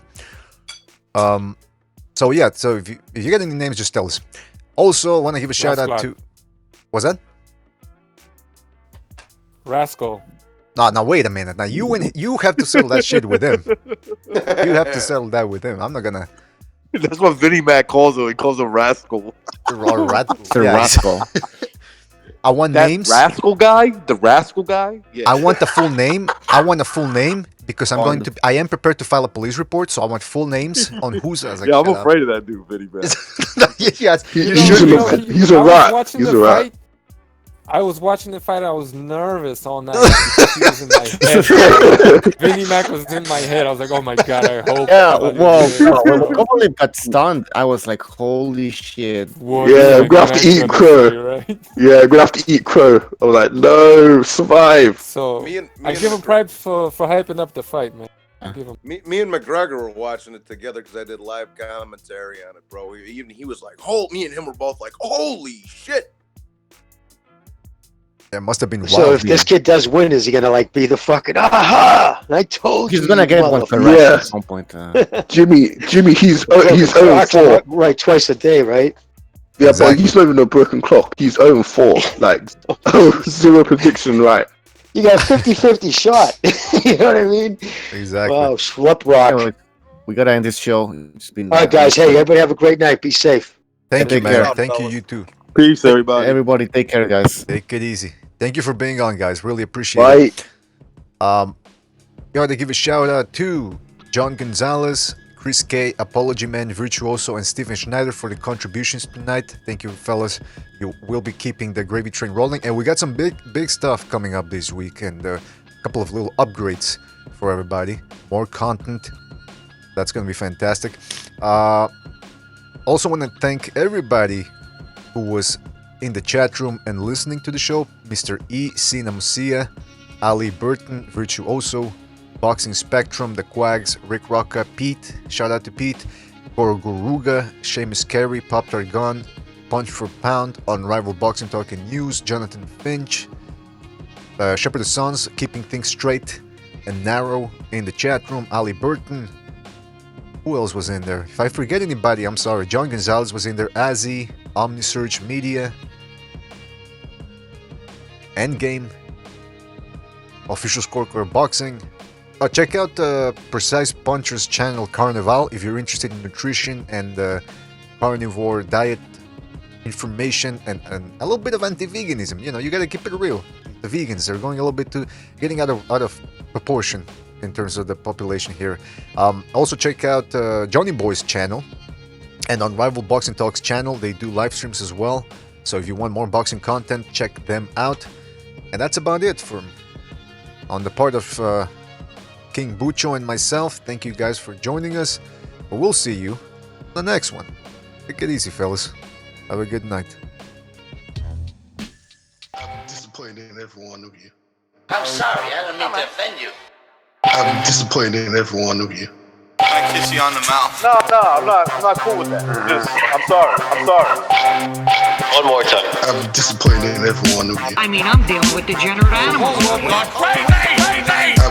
disappointing everyone. Totally fucking disappointing everyone. All right, come on. Honestly, I can't do it no more. I'm disappointing everyone. Let me tell you why. It's gonna be alright, Nicky. Go ahead, shoot. Just kill a little fucking man. What are you going to do about it? You're happy because you got nothing. You don't got a thing. You're happy because you got nothing. Lobito! Got nothing. I want to get out. I want to get out of this rat hole. I want to get online. I need BDA Boxing.